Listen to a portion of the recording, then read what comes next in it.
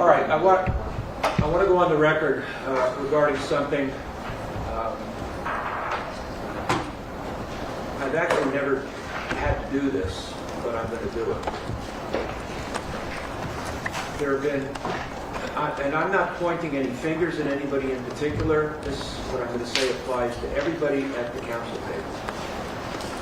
There have been repeated speaking objections, arguing with witnesses that has occurred, arguing amongst counsel, snide comments made from one counsel to another, arguing with a decision of mine. That's not going to happen. If it does, I'm going to invoke CCP 177.5, which allows for monetary sanctions up to $1,500 for each time. And what will happen is, each time it happens, that will be another incident that will occur at a hearing after the trial. I've never had to do this, but to ensure, or to help ensure, that these things that I just mentioned do not occur again.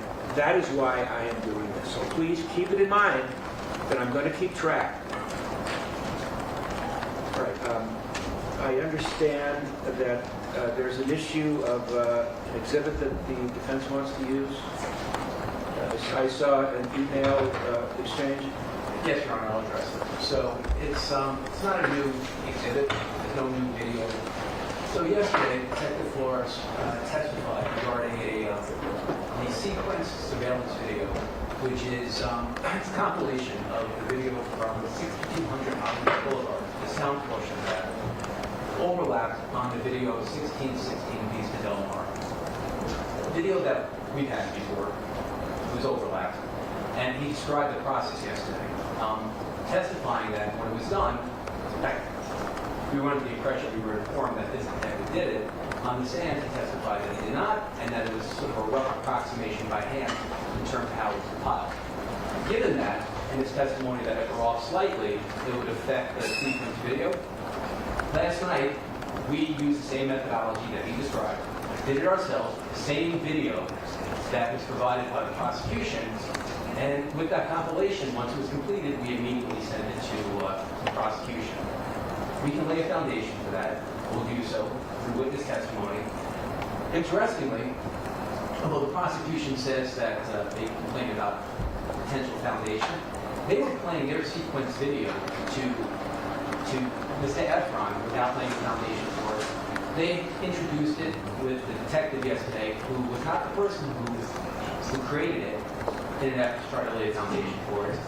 We'll actually lay a foundation. How?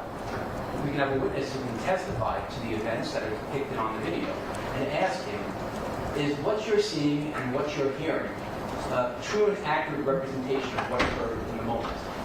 That's enough for a foundation. There's two ways to lay a foundation, Your Honor, I'm sure. So we are reporting. One is the person who operated the equipment to say that it works and it functions and describe all that. Or to have the individual who's captured, or an individual who's captured in the video, just say that yes, that truly and accurately reflects what occurred. Do you have a video? We do. Can you bring it up? Sure. And you say you just created this yesterday? Yeah. Yes. This was after the testimony. Let us know when we're ready to hear from us. Oh, I will. Is this impeaching the detective? No. Or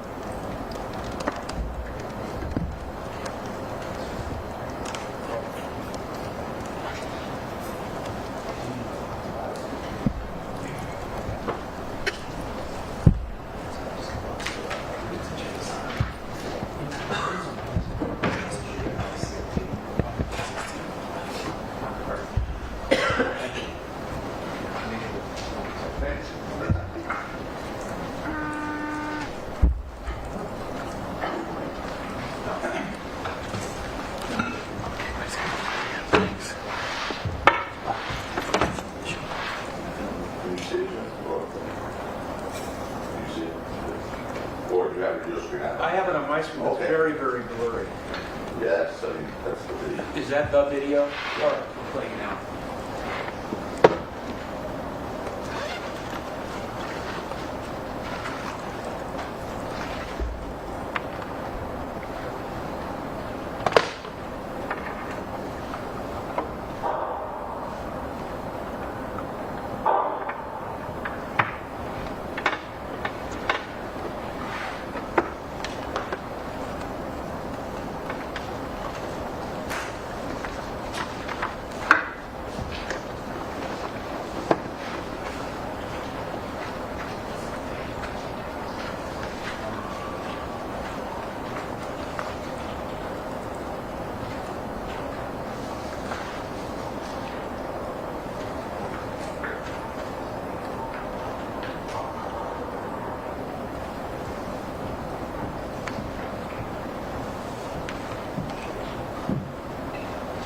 That's it? Yes, Your Honor.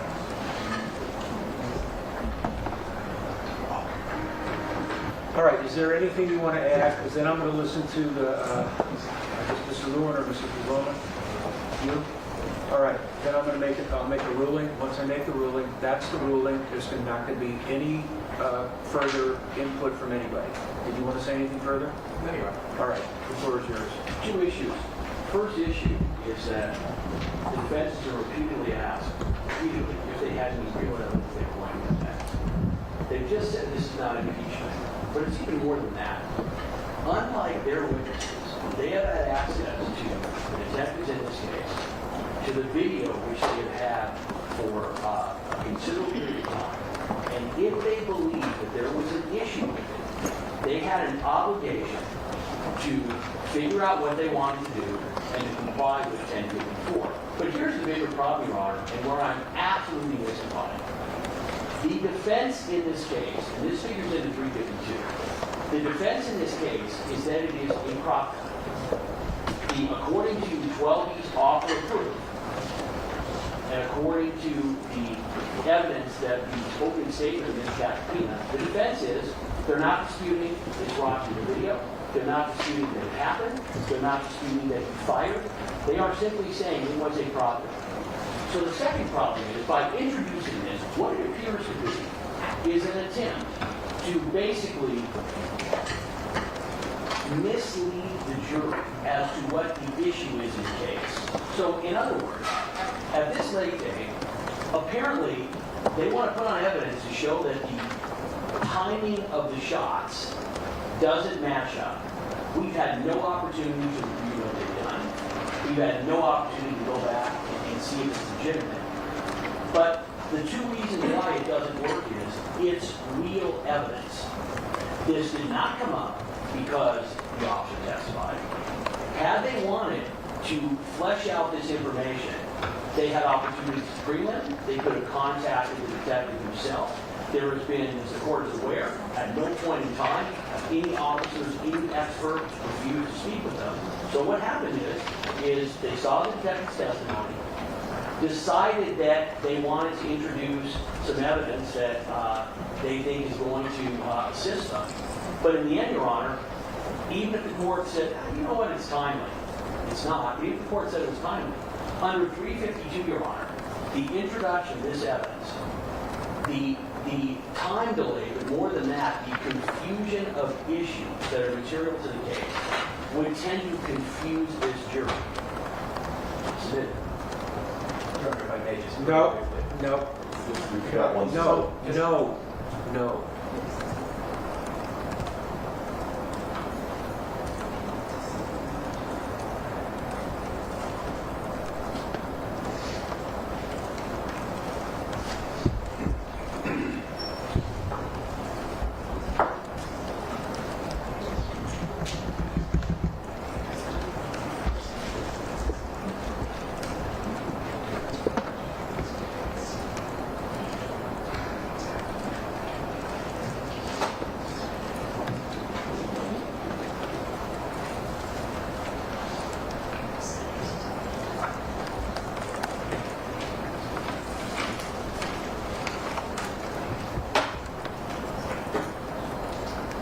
All right.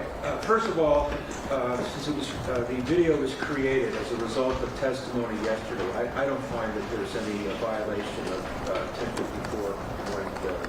1054.3. This is the way I view it. If the defense can show by competent evidence, sorry, if the defense can lay a foundation for the video, then they are entitled to show by competent evidence of their belief of the sequence of events. They're entitled to do that. That's part of the defense. If the prosecution disagrees with it, if they think it's inaccurate, they can present another version in its rebuttal case. So the ruling is it can be shown. All right. It's 10 o'clock. Let's have, do you have your witness here? All right, let's bring them in. So that'll be big enough.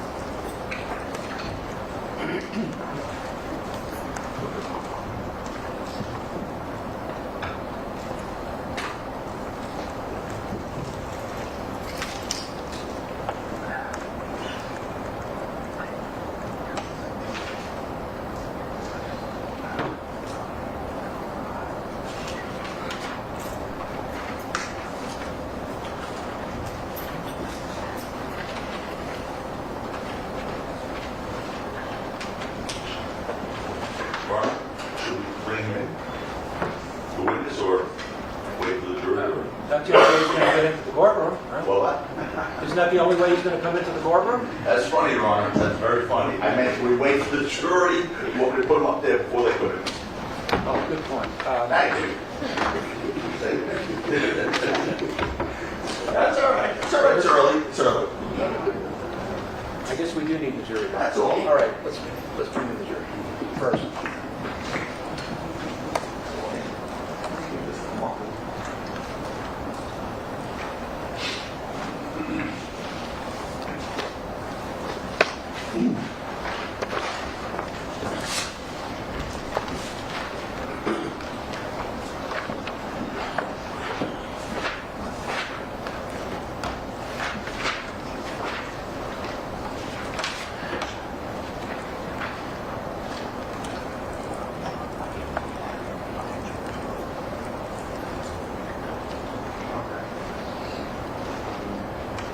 Ready for the jury?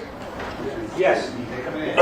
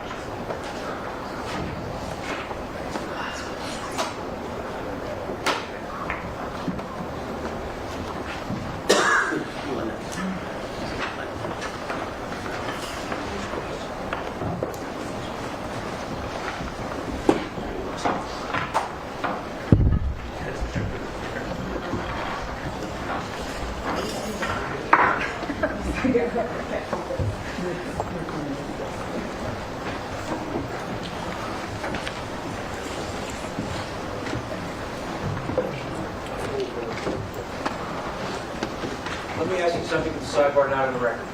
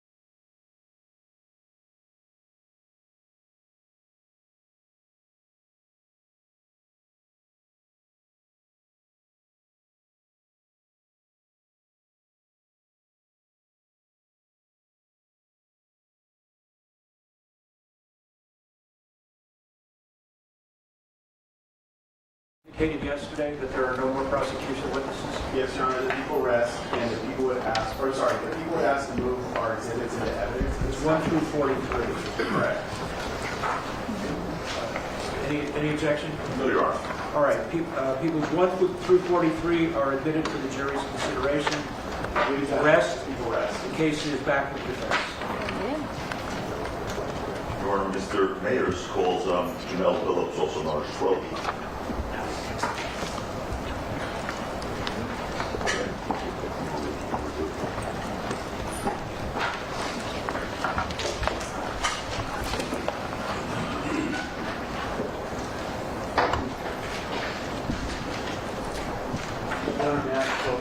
Very quickly, just a second.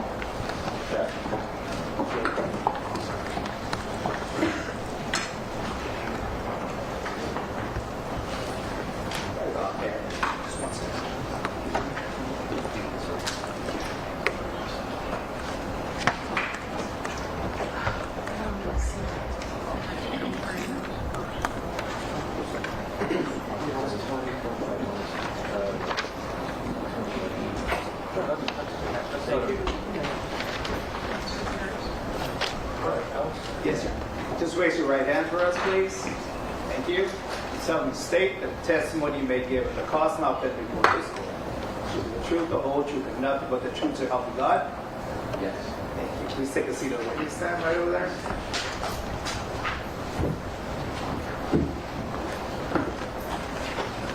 Please adjust the microphone there neatly and state and spell your name for the record. Jamel Phillips, JAMELPHILLIPS. Thank you. So loud, but that's okay. Yes. That's all right. There you go. Have fun. That's just what you. Thank you. Good morning, Mr. Phillips. Good morning. You go by any other names than Jamel Phillips? Yes, Go ahead. ASAP 12. So you're 12. Yes. I can't afford to adjust the mic a little. What are we doing wrong? I'm sorry. It's a bit on the loud side. Yeah, It's not my fault. All right, let's try that. Okay, try it again. ASAP 12. Better. Better? Yeah. You don't have to jump into that mic. Okay. Hang there, hang there. I can't hear, so I'll tell you. And is ASAP 12 your stage name? Yes, it is. What do you do for a living, 12? I'm a musician, a designer, a model. I have a brand called My Last Year Being Broken. That shit being broke? Yes. And what is that brand? My Last Year Being Broke is a mantra like ASAP. So it's a program like a Big Brother program. We mentor kids. Caption relevance. Overall. Great. We mentor kids. We have back to school drives, studio sessions. I'm trying to get the studio sessions under insurance because to me music is like medicine. Also, I sell apparel. I have therapeutic slides that I created when I was healing from an inguinal hernia surgery. And I'm also providing those to senior citizens. When you say slides, is that like a slipper or something? It's a slipper, yes. And you produce and sell those, or in some instances donate them? Caption relevance. Over 352 as well. And so aside from music, clothes, the other programming, the therapeutic slide, anything else? No, that's it right now. As far as your music's concerned, are you currently recording? Yes, I am. Okay. Did you recently release a song on Apple? Caption relevance, Your Honor. Sustain. Where do you live? I live in New York, Okay. What part of New York? Harlem, New York. Where did you grow up? I grew up between Harlem and the Bronx. Do you know Rakim Mayers? Yes, I do. Okay. You know any other names? ASAP Rocky. Okay, you see it here, right? Yes. When did you meet Rocky? I met Rocky when I was about 15, so around 2005. Okay, and how did you meet him? I met him at it was like a rap battle, you know.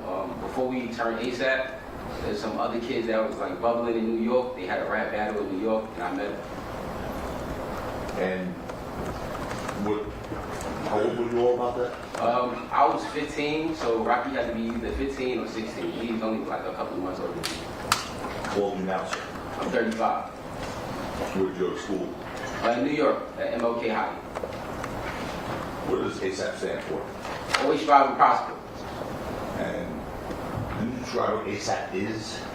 ASAP is a collective of not only brothers, women too, kids across the world, models, athletes, designers, philanthropists, you know, kids that took a negative situation and turned it into a positive. And have you maintained a relationship with Rocky since high school?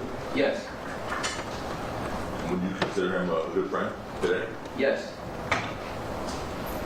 What was that relationship with him after high school? So after high school, we kind of got closer because the founder of ASAP, Steven Rodriguez, ASAP Yams, he had us as artists of the label, you know. So we would get on the phone, still sharp and still get on the phone, work on our lyrics, work on our music, you know, just be there for each other, talk about the plans for the future, and yeah, just built a great bond. And at that point, did you start seeing Rocky more often? Yes, I did. So I would see him like at studio sessions, musical events, parties, hanging out in Harlem and the Bronx. See him often. Was there a point in time when you ever lived together? Excuse me. Yes. So in 2011, when Rocky first got signed, he moved all the artists and his friends of the ASAP Collective to an apartment on 57th Street in New York City. It was a small apartment. We was in there like 20, like a group of 20 people. And to me, that was it was like it was great to see that somebody. Sustain. Sustain.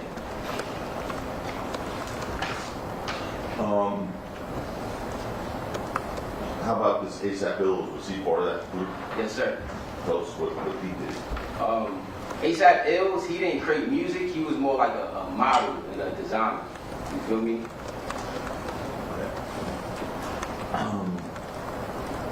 There came a point in time where Rocky sort of hit it big. Yes. Okay. And were you there for that? Yes, I was. We're all there for that. When he first got signed in 2011, like I said, he Judge, moved what us. else did that do? Mr. Phillips, when you're asked a question, like a yes or a no question, just answer yes or no, or I don't know, or I don't recall. Don't volunteer anything. Okay, no problem. If the attorney wants to flesh it out, then he'll ask you another question. All right, no problem. All right, go ahead. By the way, I assume this is your first time testifying in the courtroom. Yes. Okay. Did Rocky provide opportunities for you? Yes. In relevance, the rule. Okay. Yes, he did. And what were those opportunities for Rocky? Objection 352. Overruled. So Rocky was the first artist to be signed into a major label. So with that opportunity, he gave the other artists and ASAP record deals. And did you create music with Rocky? Yes. Okay, tell us about that. I've been creating music with Rocky since I was about 16, 17, you feel me? And not only be able to create music, he gave me the opportunity to be his, I guess his hype man on tour. And with that, I will go to the venue, check out the layout, do everything that he would need to do before he gets to the venue and give him a rundown. Okay, so when you said the words hate man. Yes. Okay. Tell the jury, what's a hate man? Okay, a hype man is when you have a primary artist, which is ASAP Rocky, and then being that I was one of the, I guess, upcoming artists, ASAP 12E on the label, I was able to learn from him and learn the role, learn the business, and also learn the stage. He gave me the opportunity to, I guess, control the crowd serve, do everything that you have to do for a show, you know, and keep the crowd going, keep the crowd participation high. Yeah. When did you start doing that hate man for him? I think 2011, 2012. And when did you do that until, roughly? Until about 2016. And what did you do after that, you yourself, 12 So after 2016, the individual artists in ASAP had kind of established solo careers, you feel me? So I branched off to do a solo tour. And my first day of my solo tour, I ended up getting an inguinal hernia. And I couldn't be Rocky hype man anymore, and I had to slow down from traveling for a little while.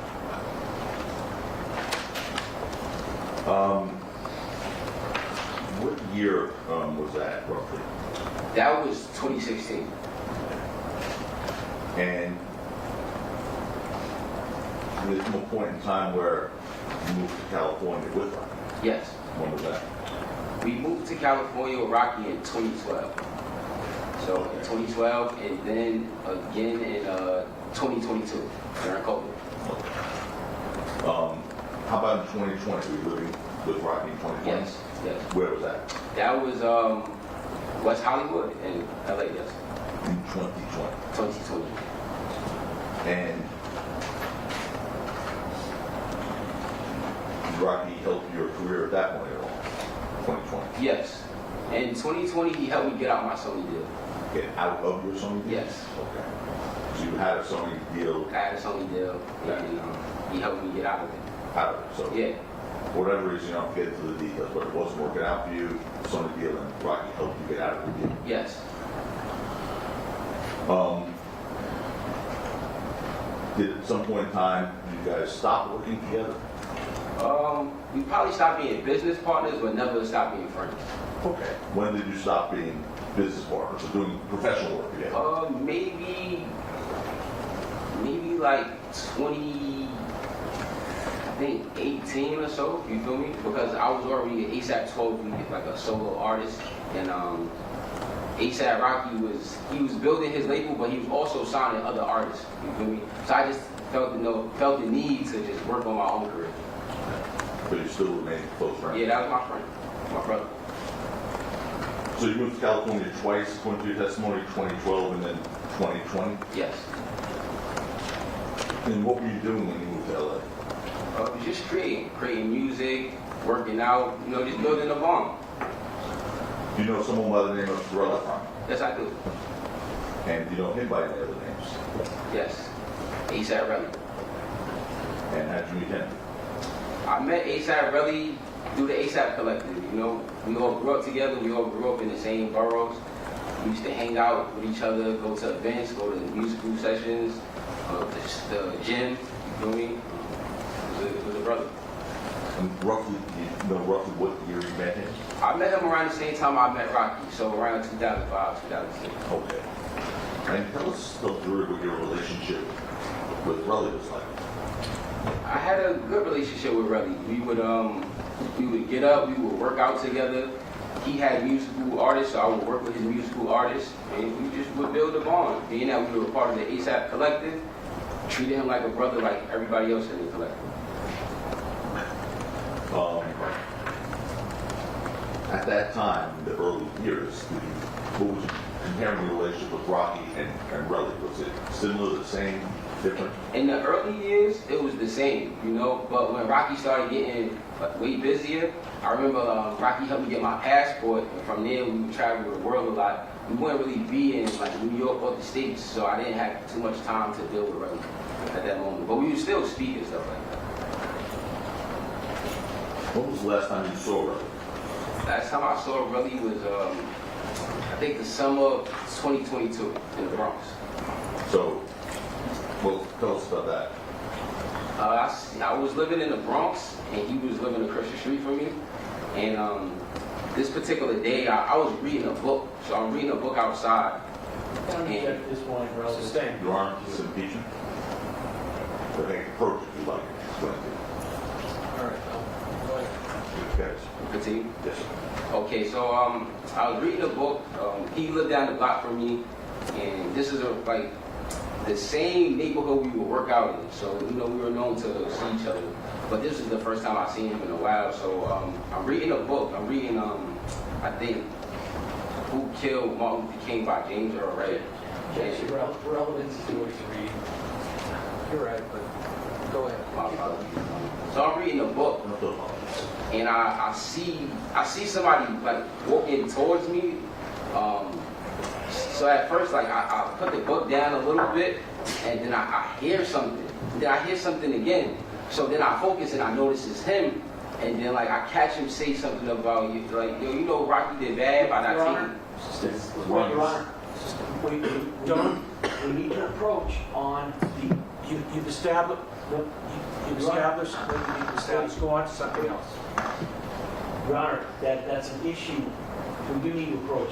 I can't express this on the record.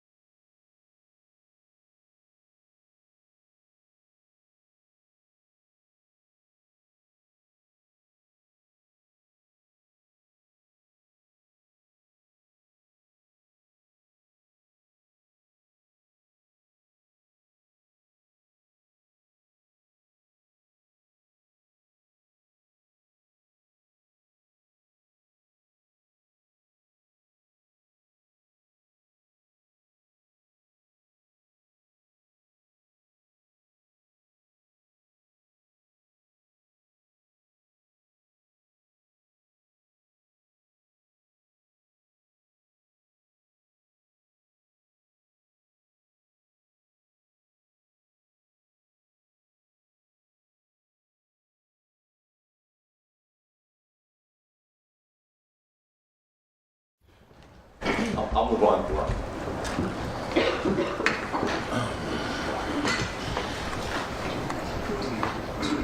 Your Honor, if there was an applicant, It was on action. I want to make sure. The question is stricken. If there was an answer, it is stricken. Go on to another topic. Are you aware whether or not Rocky had been the victim of prior violence? Yes. You have personal knowledge of that? Yes. Okay. Tell us about the first instance you're aware of that you have personal knowledge of that you saw. Well, and, Your Honor, same issue, no discovery in this area. Not sure, Your Honor. Why he was carrying that weapon. No, that's not a reported statement. Their police reports are not so.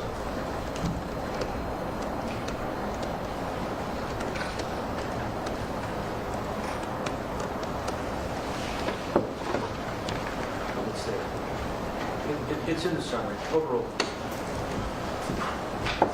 Okay. 2018, you said? fifth line down. yes. Go ahead. Tell us about that incident. In 2018, I'm not too sure what club it was, but we was in a club having a good time, and a brawl broke out in the club. Objection that we have. no- Overall, A brawl broke out in the club, and we got jumped, and we both ended up cut inside the club. And when you say both, yourself? Yes, I got stabbed, and ASAP Rocky got stabbed as well. Okay. How about another instance that you were personally aware of or saw yourself? But several times I would be at his crib in LA, and the store was Crib means his house. It's not a crib. I would pull up to his house in LA when I was staying there, and several times while I was staying there, stalkers would pull up to his crib. Okay.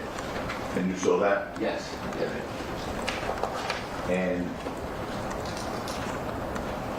you remember what years that was, roughly? That was 2020 and 2021. And were you there when there were any home invasions? No, I wasn't, but I definitely heard about the home invasion. Objection calls for hearsay also. sustained. Move on to another topic. Fully established what you intended. Yes, sir. Motion to strike the answer that was given. You sustained, Your Honor. I mean, this moment was sustained. There was an answer. The question and the answer are stricken. Jury can disregard. Go ahead. Okay. Do you know any security measures Rocky took in response to those instances you just testified to? Yes. Tell us. I know he had to get a whole new security staff, and also I know he walked around with a prop, Prop what? like a starter pistol, like a prop. That's a good thing. Okay. And how do you know he had a problem? Well, I've seen it on several occasions. The first time I seen it, it wasn't on his like body for anything. It was for a video shoot, the DMV video shoot in the Bronx. When was that? That was July 2021. And you were at that video shoot? Yes, I was. You were actually part of the video shoot? Yes, I came in the video. Okay. Who else was in the video? Me, myself, Rocky, ASAP Ills, Rihanna was featured in the video as well. And in that video, you said you saw prop guns? Yes. So he had a scene that was more like a private scene. Not too many people could be around the scene, and in the apartment, they were having like it was like a mini movie, you know. So he had props, he had different things to make it feel like a movie set in that scene. Okay. And after the video shoot was complete, Yes. did Rocky do anything with any of those prop guns? Well, I'm not too sure about the video shoot, but I do remember seeing him again with a prop. September of this Same year. objection, Your Honor. Sustained. Not responsive. Okay. After the video shoot, did you see him with a prop gun again? Yes. When? In September Of what year? 2021 Where? in Harlem. For what? Well, I remember I was getting food on 143rd and Lenox, and he happened to hit me. I told him where I was at. He came to see me. And You ain't say he didn't hit me. oh no, he contacted me. I'm sorry. Okay. He contacted me to see where I was at, and I was uptown getting some food on 143rd and Lenox, and we met up. It was like a block party in Christian on the same street, so Christian Street. We went to eat in the park, and I just remember when he was sitting down, seeing something like bulging out his white T-shirt, and I asked about it. He showed me, and it was the same situation from a B&B. He told you it was proper. Yes. Was there, Motion to strike is you're saying that the defendant says. Stay. how about in California? Did you see that property in California? Yes. When? Your Honor, objection, no discovery?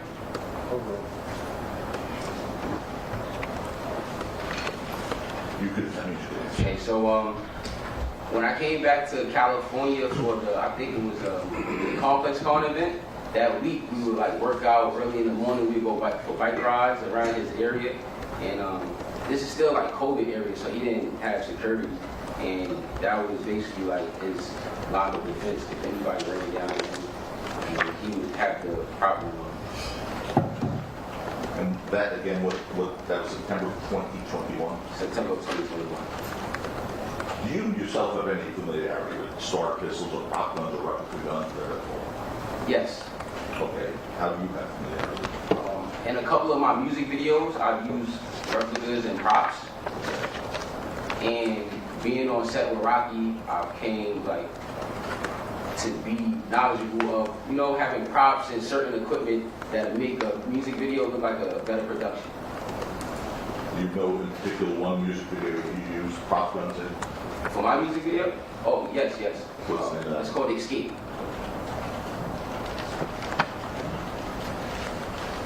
So, according to you, you saw Rocky before November 6th with the prop gun 3 times. Yes. The NB video, Yes. the time in Harlem In Harlem. in September 2021, and then Los Angeles. Yes.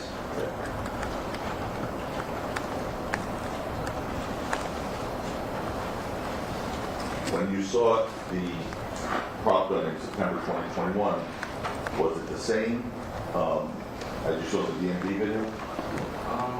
From what I remember, it was a bit different because now it had a belt clip so he could secure it, and I think it had like a clear clip, like I guess like replica magazine.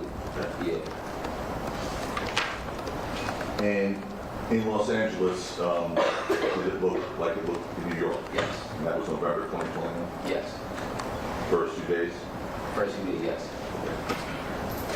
And let's direct your attention to November 6th, 2021. Yes.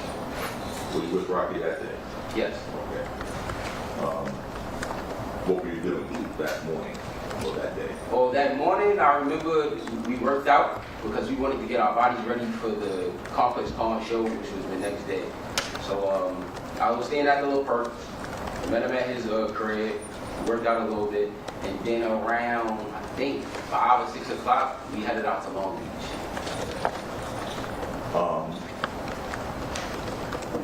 Who were you there preparing this performance with? The ASAP Collective, from what I remember, it was me, Rocky, Ills, Lou, a lot of our friends from New York, a lot of the friends from the Collective. There was the 10-year anniversary of Live Love ASAP, and it was a big deal. It was also the first show for him or anybody else in the past 2 years because of COVID, so it was a pretty big deal. You mentioned the name Lou. Who is Lou? Lou, ASAP Lou is he's a member of the Collective, but he's also I guess Rocky's manager. And at any point on November 6th, you see ASAP Lou holding Rocky's property. Yes. So I guess when Rocky had Anything after yes is restricted. So the answer is yes, you did? Tell us the circumstance of how you saw Lou holding Rocky's property. yes. Objection, no discovery. So Lou, he also works, as a manager. He works as a stagehand. He has multiple hats, and I just remember that day. I guess he just had to get it from Rocky while Rocky Objection, performed the also set. speculation. Sustain. Motion to strike the answer. What did you see? Well, yes. Oh, I seen Lou with the prop. Which prop? The same prop that I seen in New York. With Velcro? Yes, With that sort of replica magazine extender? yes.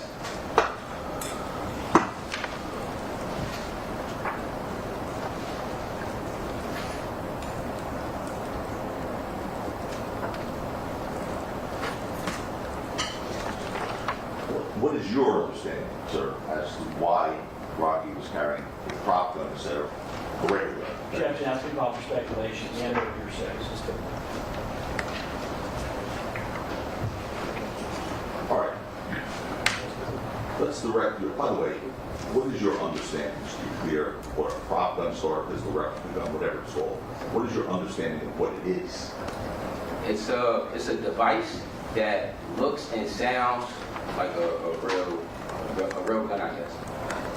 And you've seen it used in Yeah, my music videos, I've seen it in movies, I've seen it in his music videos, I've seen it several times. All right.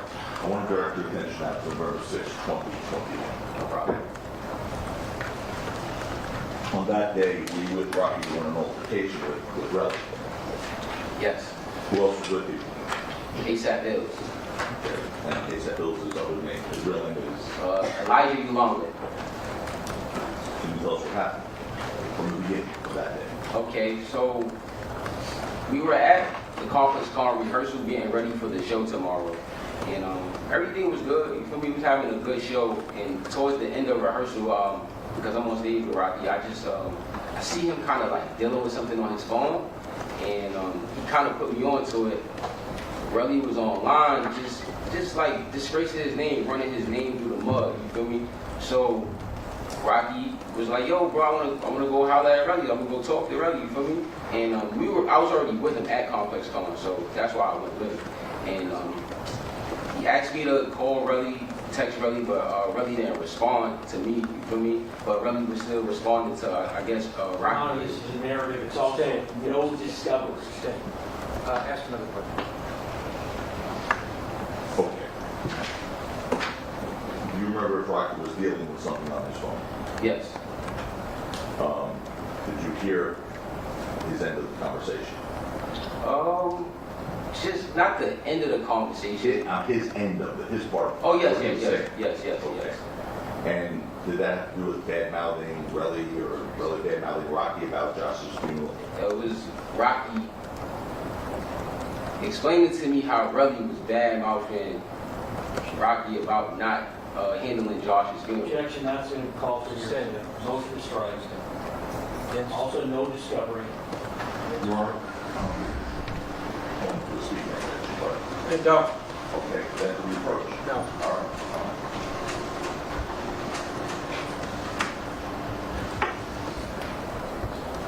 So,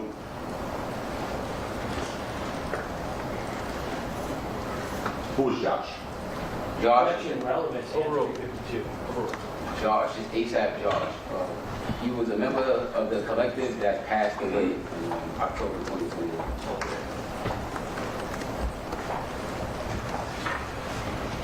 Who paid for Josh's funeral expenses? Objection, relevance, 352. This is 10.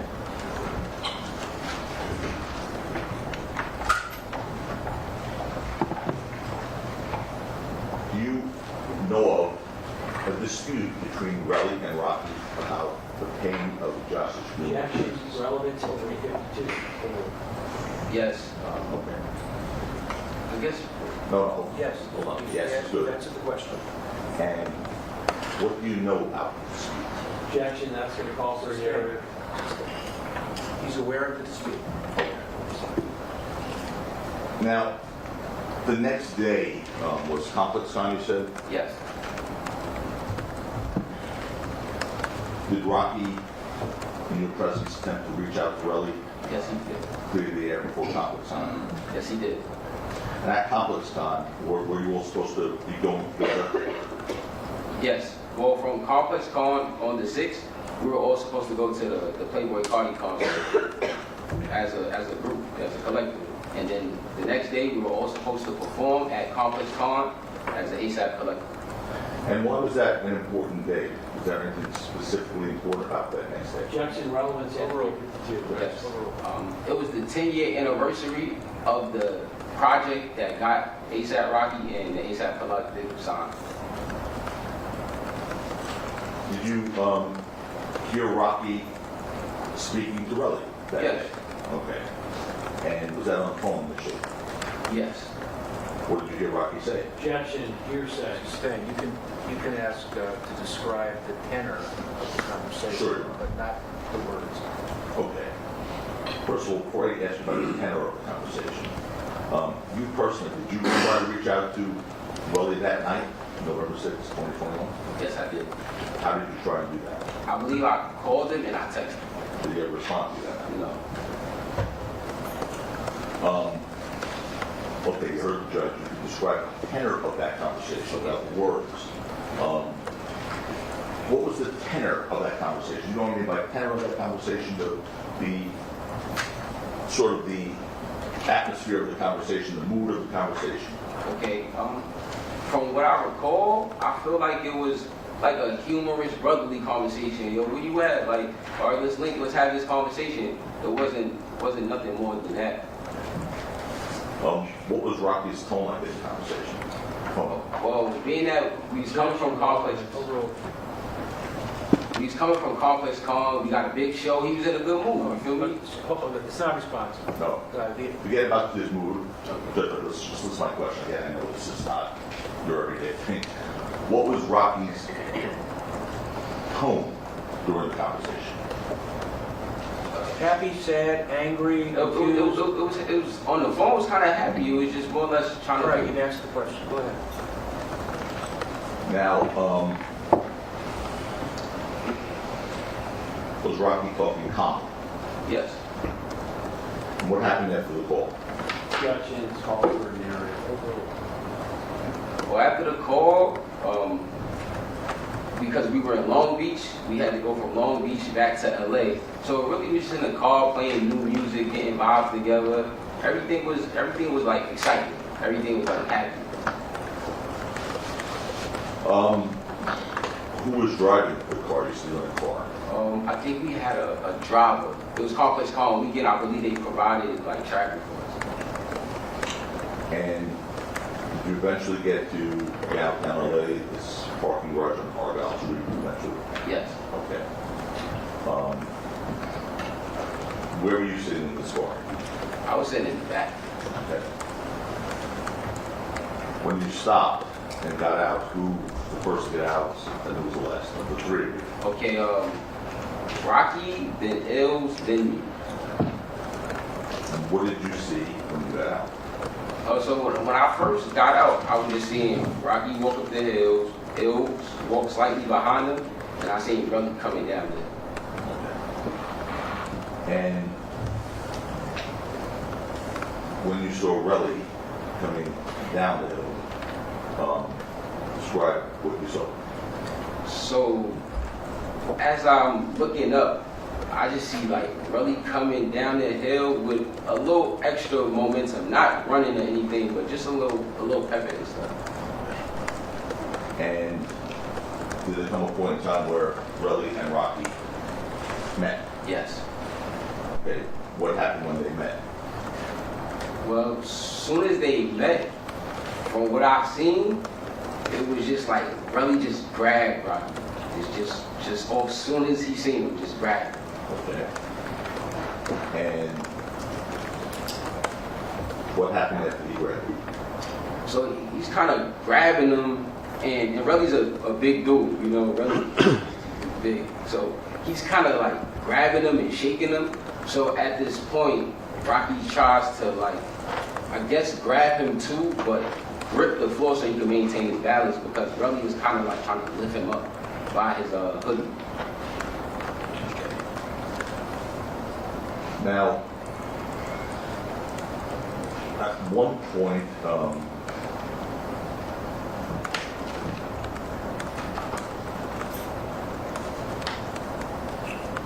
we'll just play that video. We have that? I'm going to show you a video from that garage encounter on Argyle Street on November 6, 2020. What's your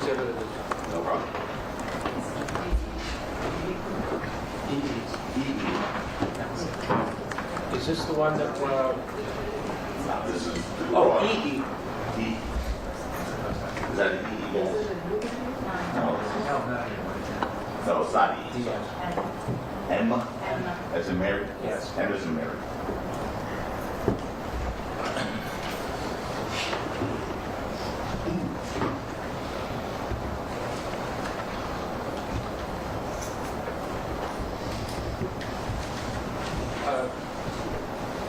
Paul, make those screen There's a power button on the side. my side? Yeah, just at the top.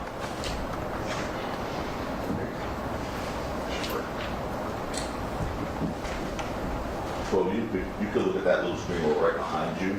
There's a sort of video on. Easier for you to see. I'll play it through once and then I'll ask you about it.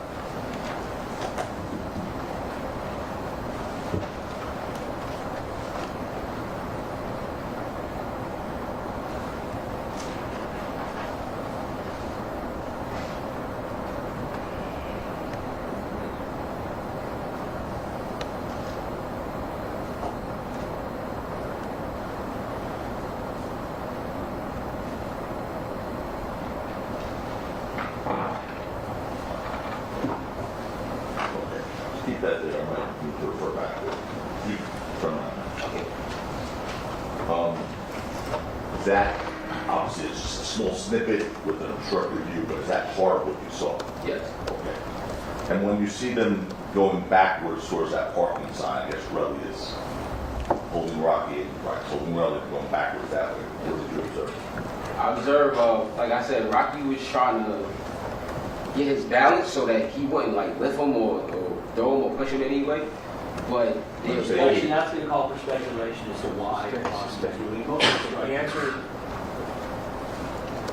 answer is, remains as is without adding anything. Okay. And then, what did you see when they were going backwards? I seen really like pulling like Rocky. And what was your reaction? Your reaction? Well, my reaction, I was surprised because from my understanding, these dudes were only supposed to have a conversation, you know. I didn't expect anything else. Did you do anything? Besides try to break it up, you know, just put my hands in the middle of it. You see yourself on that video at the end there? Yes. You're wearing that red jacket? Is that right? Yes. One point, is that Ills who gets in the middle? Yes.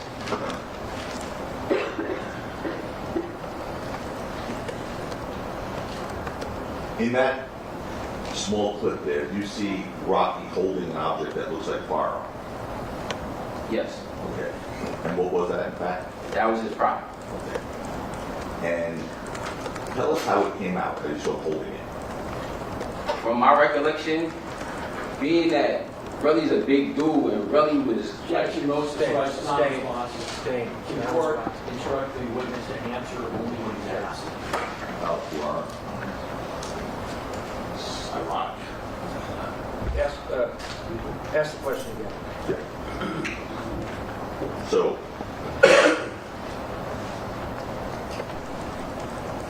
sure, I know how to ask it a different way. I'll Ask him what he saw. Ask him what he saw. But just, as I said, I seen Relli grabbing Rocky, almost picking him up off the ground. And with that happening, his pants started falling. it's me. The Rocky pants started falling. You know, so Did you see that in the video there? yeah. Okay, go back to that clip, please. Just want to make sure we're talking about the same thing.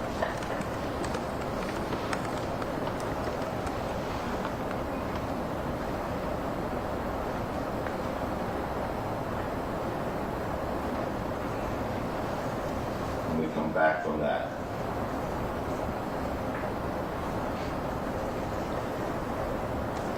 you see Rocky's pants down there?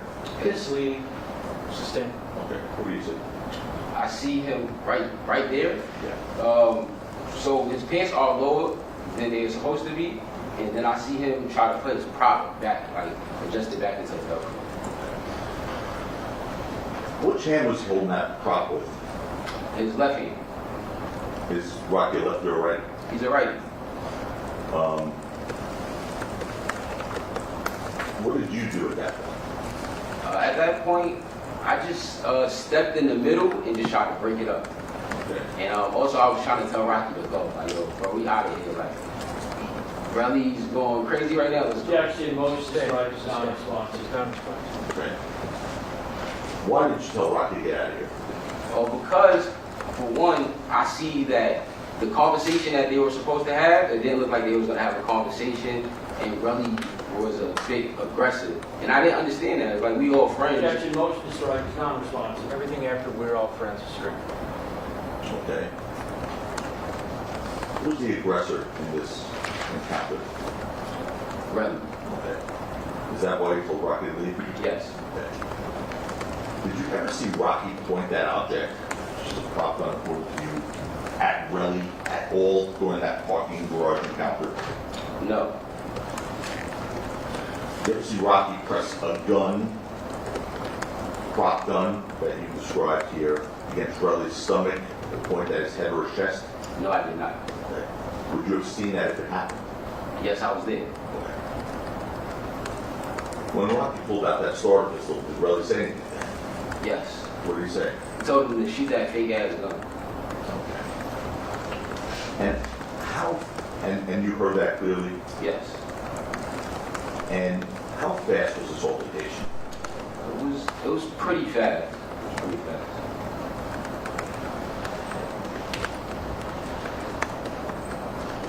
After it was over, and like you said, you tried to push Rocky to go away, what did you all do? We ended up turning the corner. Okay, maybe we should put the map up real quick. I think we'll use people. Keep it within 5.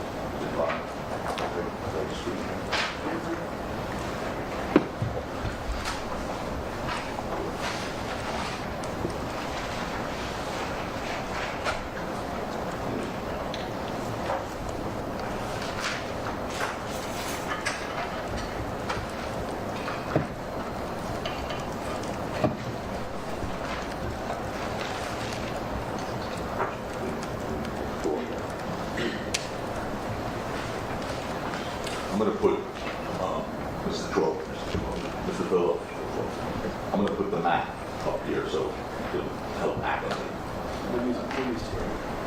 People stew? People stew, we're going to put up.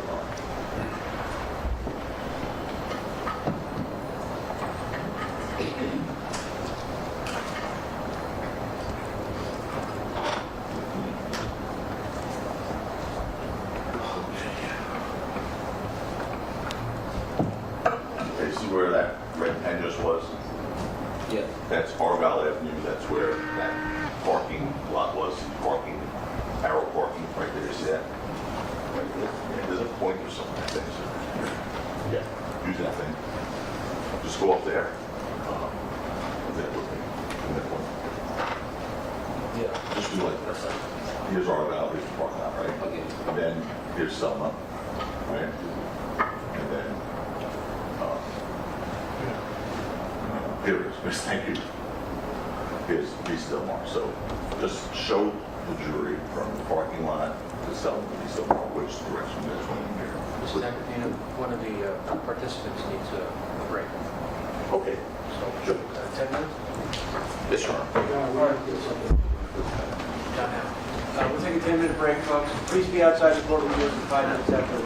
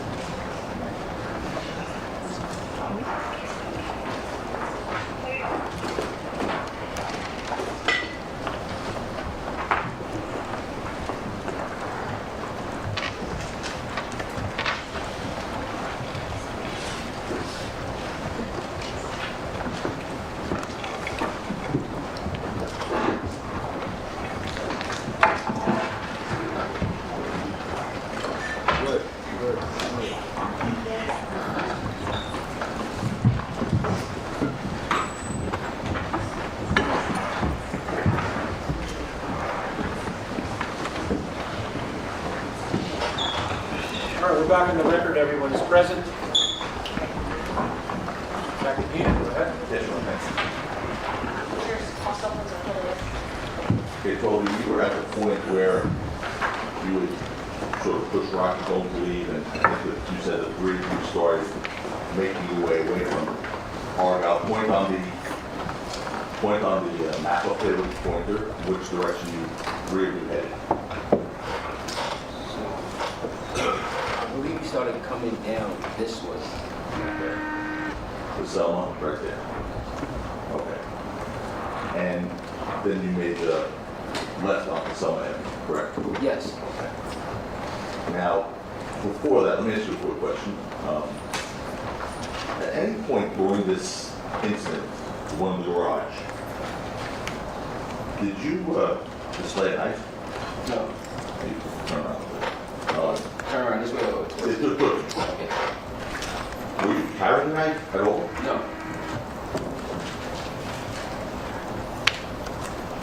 Now, by the way, in that video, you said you're off camera for a portion of it, but you see yourself on camera at some point, right? Yes. Okay. You know what, just, guys, play that one more time and just identify yourself when you see yourself in that little snippet.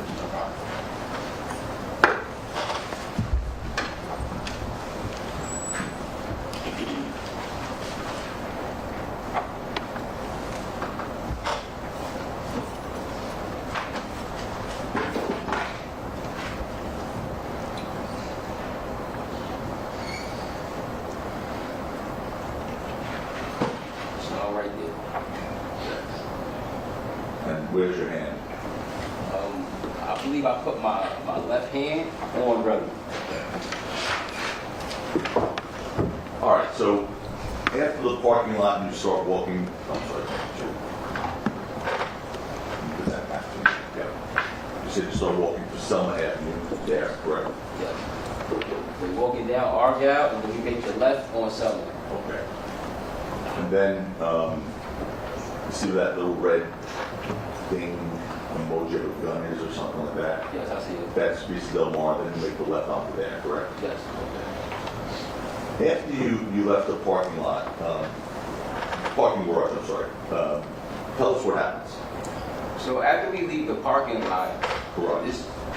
parking garage, it's really fast, but Relli and Rocky already, I guess, diffused the situation when they were grabbing onto each other. So that's already done. So I'm telling Rocky, like, yo, we out.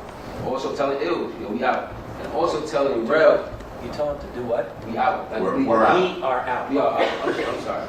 It's not just how I feel. All right, so I'm telling them, like, let's go. We are out. It's time for us to go. We can't conversate with our brother right now. Maybe we can conversate with him later. Let's go. So we all start turning the corner, and as we turn in the corner, down the block and turn the corner, Relli is still following us. Okay. And was he following you the entire time? Yes. Did he say anything that you heard? Yes, he was yelling out obscenities To who? to all three of us. Okay. How did he sound? He sounded angry, you know? He sounded angry. Or did any of the three of you stop? We stopped momentarily, all because we turned in the corner, we hearing him, and so Rocky is first once he turned the corner. So Rocky was already up. You know? So it's me and Ills in the back. Relli starts yelling, Ills, you a crackhead. 12 of you live in the projects. He tries to belittle Rocky with the objects that he has, like, oh, I got this, I got the Cuban, I got the range. And we were all confused, like, you know, we friends, so it's like... Is there a question, Benny? Yes, there was. Yes, calling for an error. Ask another question. Okay. Well, I asked, what did he say? But, okay, what did he say as you walking? Yeah, he was, like I said, he said, yo, Ills, you a crackhead, you told me you live in the projects. Yo, Rocky, I got this, I got these items, and I don't really need you.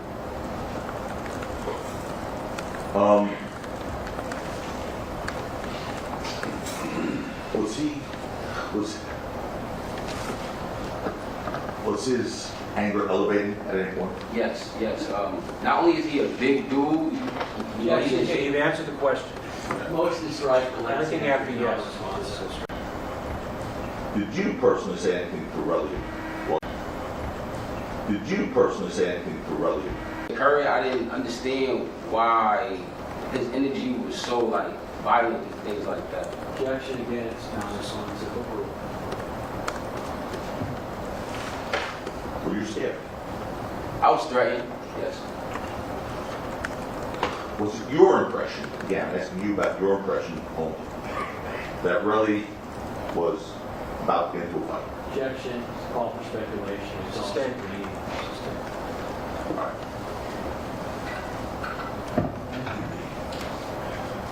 By the way, were you, Chloe, in a position to have a physical confrontation or a fight? No. Why? Well, to be honest, that year I worked out with Relli. Objection, relevance. Overruled. That year I worked out with Relli a few times, so I knew Relli was stronger than me. And I was It's also not responsive. Motion Were you in a position? Objection stricken. Okay. Were you in a position personally yourself, physically? No. Why not? because of my inguinal hernia. What happened when you reached the corner of Selma and East Selma?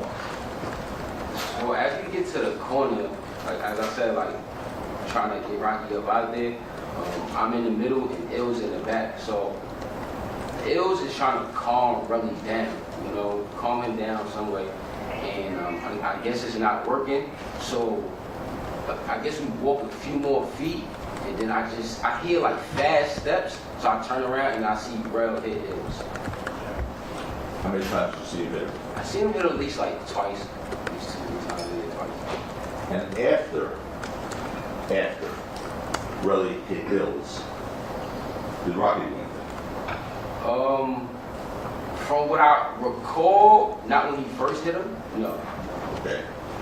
After the second hit, So after the second hit, Rel tried to hit me, and I moved, and then Relli hit Ills again.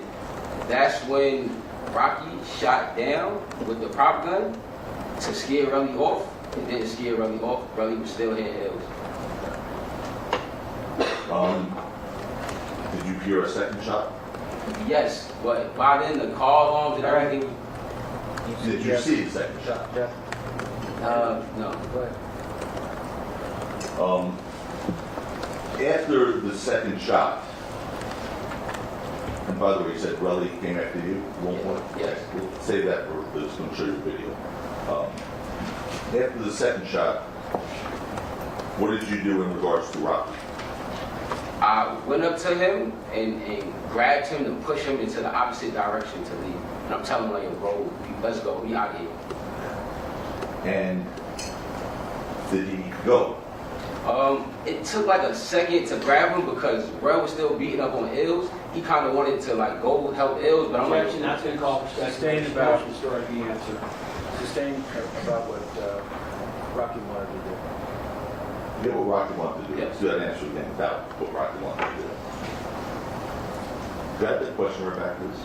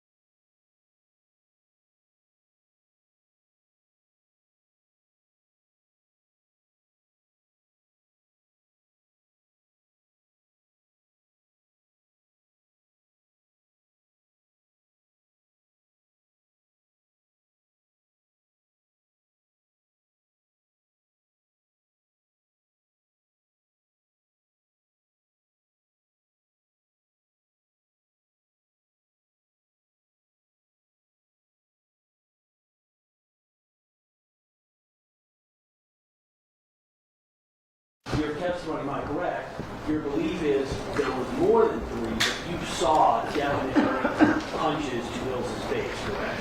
Yes. And were those close fist punches? I believe so, yes. And you have mentioned a few times that Relli is a very strong individual, correct? Yes. And can you describe, if you can, the force that any of those punches were delivered with? I cannot describe the force, no. Well, in watching it, did it appear that it was a strong punch, or did it just look like he wasn't really doing much? Well, I know he was swinging at him, and Ills wasn't swinging back, so I understand it to be enough force to hurt somebody. Right, and you said not only did you understand it to be enough force, but that Ills was bleeding, correct?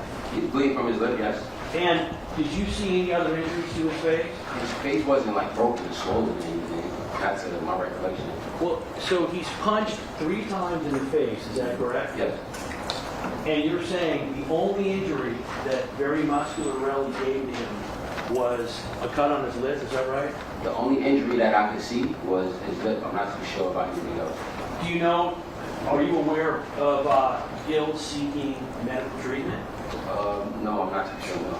Do you know if, as a result of being beaten like this, if Ills was able to stay with you guys to continue what you were doing in your activities in Los Angeles? Yes. In fact, would you agree that the next day, less than 24 hours after this incident, you guys were all at Complex Con, is that right? Yes. And Ills was there too, is that right? Yes. I want to show you a video that we're going to mark people's necks in order. 44. Could be a DVD, Your Honor. I want you to watch this video first, please, and I'm going to ask you questions about it if you don't mind. No problem. I'm going to freeze it. Your objection. Please, show a. Come on.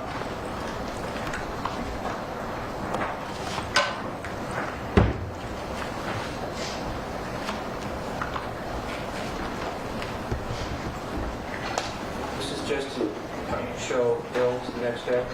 Yes. It's relevant to that issue.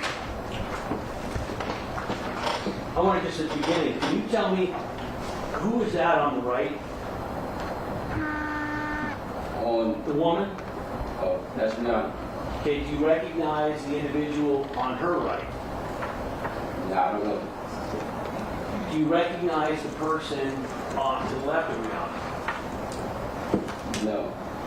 Now, you can't see the person in full view yet, but the person on the left, you're going to see them wearing a flag. Do you know who was wearing a flag on the night of November 7th? Not that I remember. But that's like a part of our staff. So here's my question. Do you remember what Gills was wearing on November 7th? I'm pretty sure he was wearing something similar to what we all wearing, or like all black people. Let's play the video. I want you to look at the individual on the left.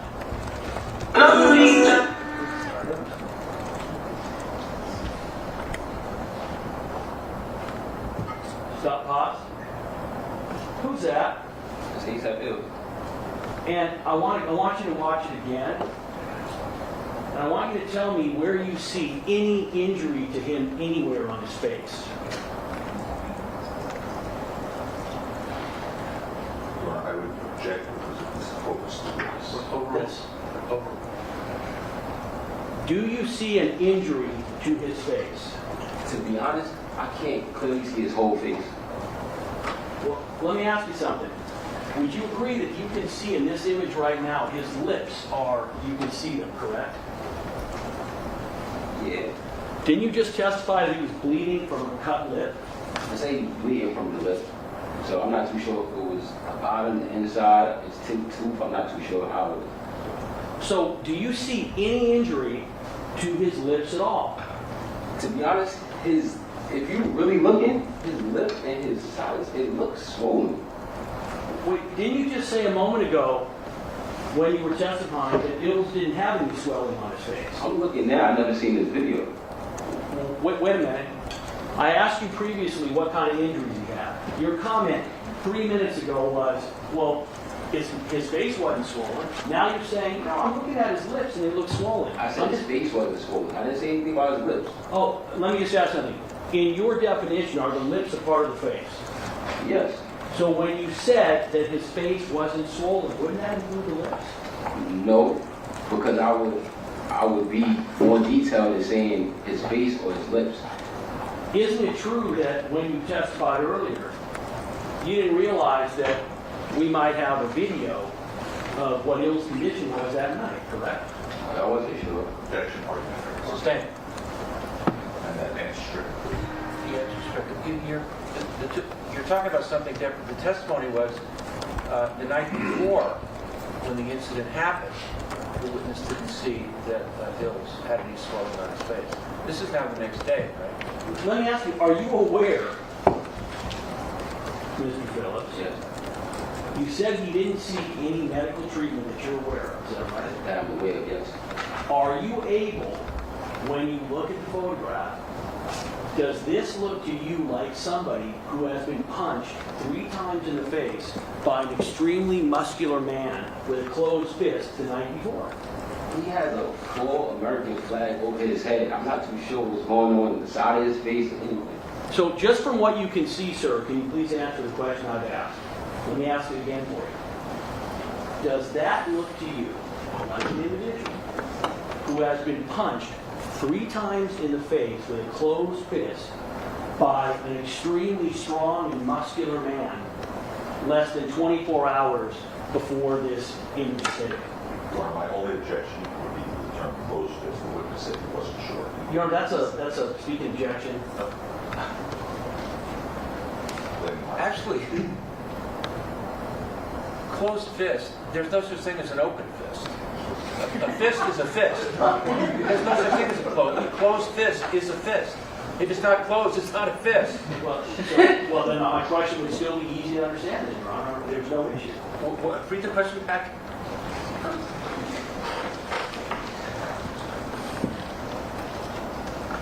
Your Honor, fist could be not all the way closed. With a fist, closed fist, and that's what I asked. So Show me an open fist. an open fist would be like this, not closed.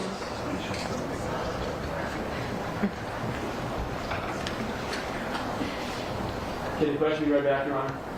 Yeah, I'm asking for that. Let me ask it again for you. Does that look to you like an individual who has been punched 3 times in the face with a closed fist by an extremely strong, muscular man less than 24 hours before this image is taken? What the objection is, just state the legal objection. the state's the testimony. It's a question, Your Honor. The other, my objection was to the term closed was he said he didn't know if it was closed or not. I'll re-ask the question without the word closed. Yeah, ask him if Judge, I'll withdraw the objection. Just if let's get out here. he saw the punch, was it with a fist or an open hand? Do that. And I asked that. He said he believed it was with a closed fist. I'm not too sure. All right, then. Wait a minute. Didn't you previously say, when I asked you, that you believed it was with a fist or closed fist? I know he hit him with his hand. I can't tell you the position in That's not what his hand was. It's not what I asked you. This is my question. Previously, when I asked you the question, I said, was it, in essence, an open or a closed fist? And you said you believed it was a closed fist, correct? I wouldn't believe he was just smacking him. I believe he was punching him. Okay, so you're saying you believe it was a closed fist, so here's my question. Do you believe that that photo appears to be consistent with someone who has been punched 3 times with a fist by a large and strong individual less than 24 hours before the image was taken? Yes, I believe that. And can you please explain what is it about that photo that leads you to believe that there is evidence demonstrating that the person was punched 3 times in the There should be a face? pointer you use over. I can't really see his whole face. As we all can see, he has an American flag, which is pretty large, on his head. So we can't see his ears, we can't see the side of his face. This is all we see. And we don't even see much of his lip. So Let's watch a little more.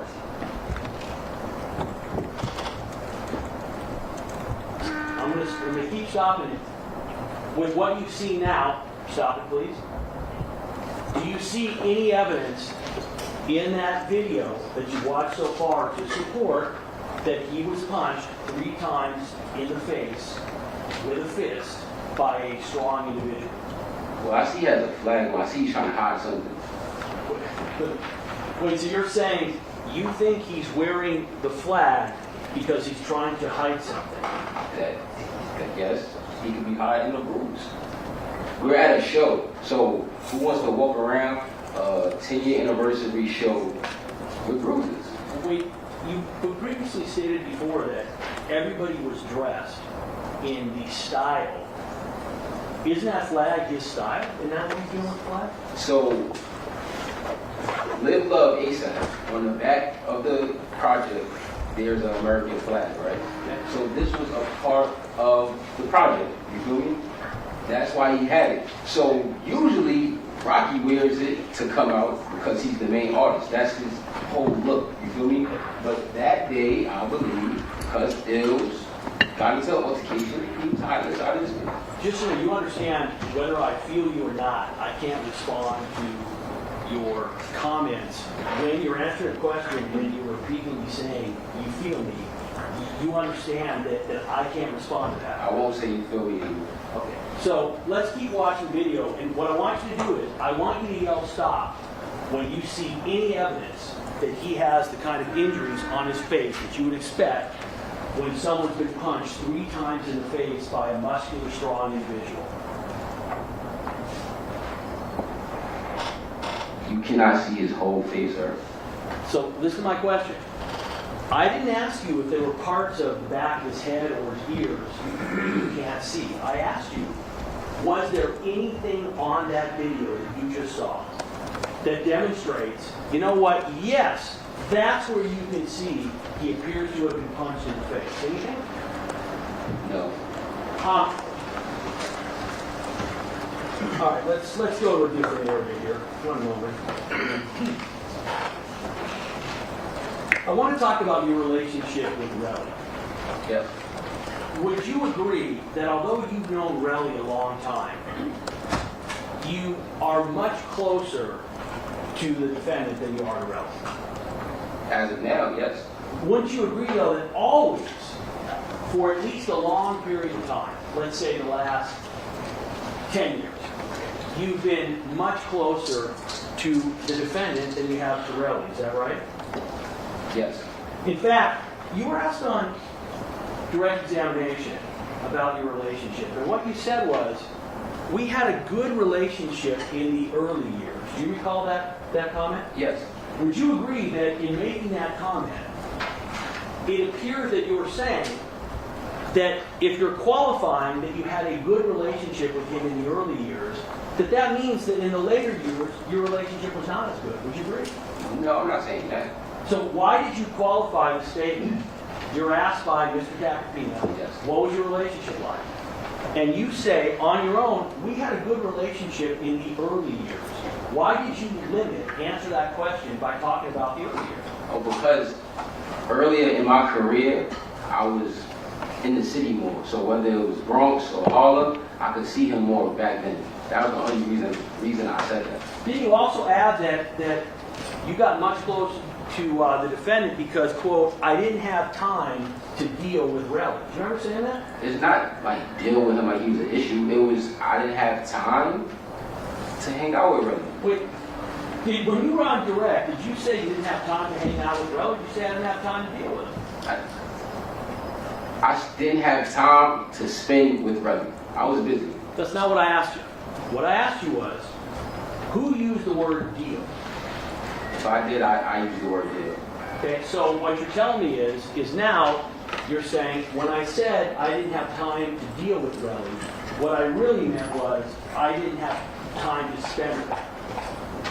I'm clearly stating I didn't have time to hang out with Relli before because I'm on tour. I'm in studio sessions that aren't in New York.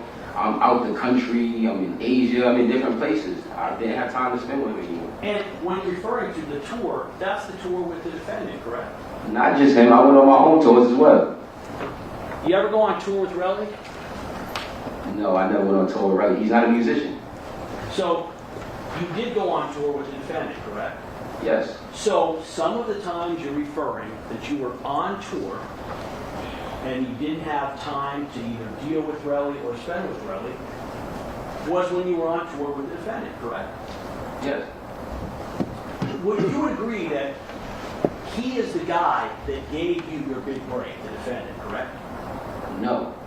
You would not agree with that? I would not agree. All right, let's talk about your arrival in Los Angeles. You don't live in California, right? No. That was double, that's my fault. You live outside the state, correct? Yes. And I don't want you to tell me where, but specifically, but is it in New York? Yes. When did you come out here for the trial? I guess Saturday. Saturday? And where have you been staying? Downtown LA. Have you had any contact with the defendant since you've been out here? No. Nothing. No. You guys are friends, you're coming out here. Why didn't you have any contact with them? A few years back, I was advised by my attorney, and I'm pretty sure he was advised by his attorney, to not speak about what was going on as far as the case. So it wasn't no reason to be involved. You said a few years back. When was this? This was, I think, spring or summer 2022. Okay. So you came out here. By the way, who paid for you to come out here? I believe A AP Relli. I'm sorry, who? ASAP. The ASAP, the business. Well, the ASAP business is funded in a large part by ASAP Rocky, is that correct? That's not true. Oh, so when you say ASAP Blue, I'm sorry. I got to apologize, Mr. Phillips. My hearing It's okay, sir. is not good. It's all good. So, okay, so it was ASAP Lou. Yes. Now, Lou is Rocky's manager, right? Well, at the moment, I'm not too sure, but before he was his manager, yes. Are you aware that it's been represented that Lou is his store manager? Yes, but Rocky hasn't been touring. Well, so here's my question. Do you think that Lou would have paid for you coming out here out of his own pocket, or would that have been, your understanding, paid for by Rocky? I'm not sure. I have no answer to that. I'm not too sure. Did you take the bus out here, or did you fly? I flew. Business or first class? It was regular. Like, it was a regular flight. What, they had you fly coach? Coach, just a flight. Sustain.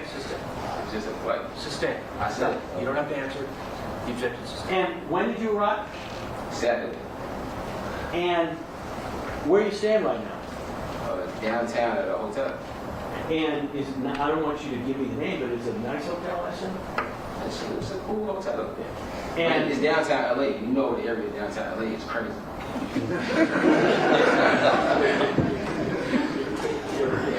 yeah, unfortunately, I can't answer your question. You understand? I didn't hear that. What was that?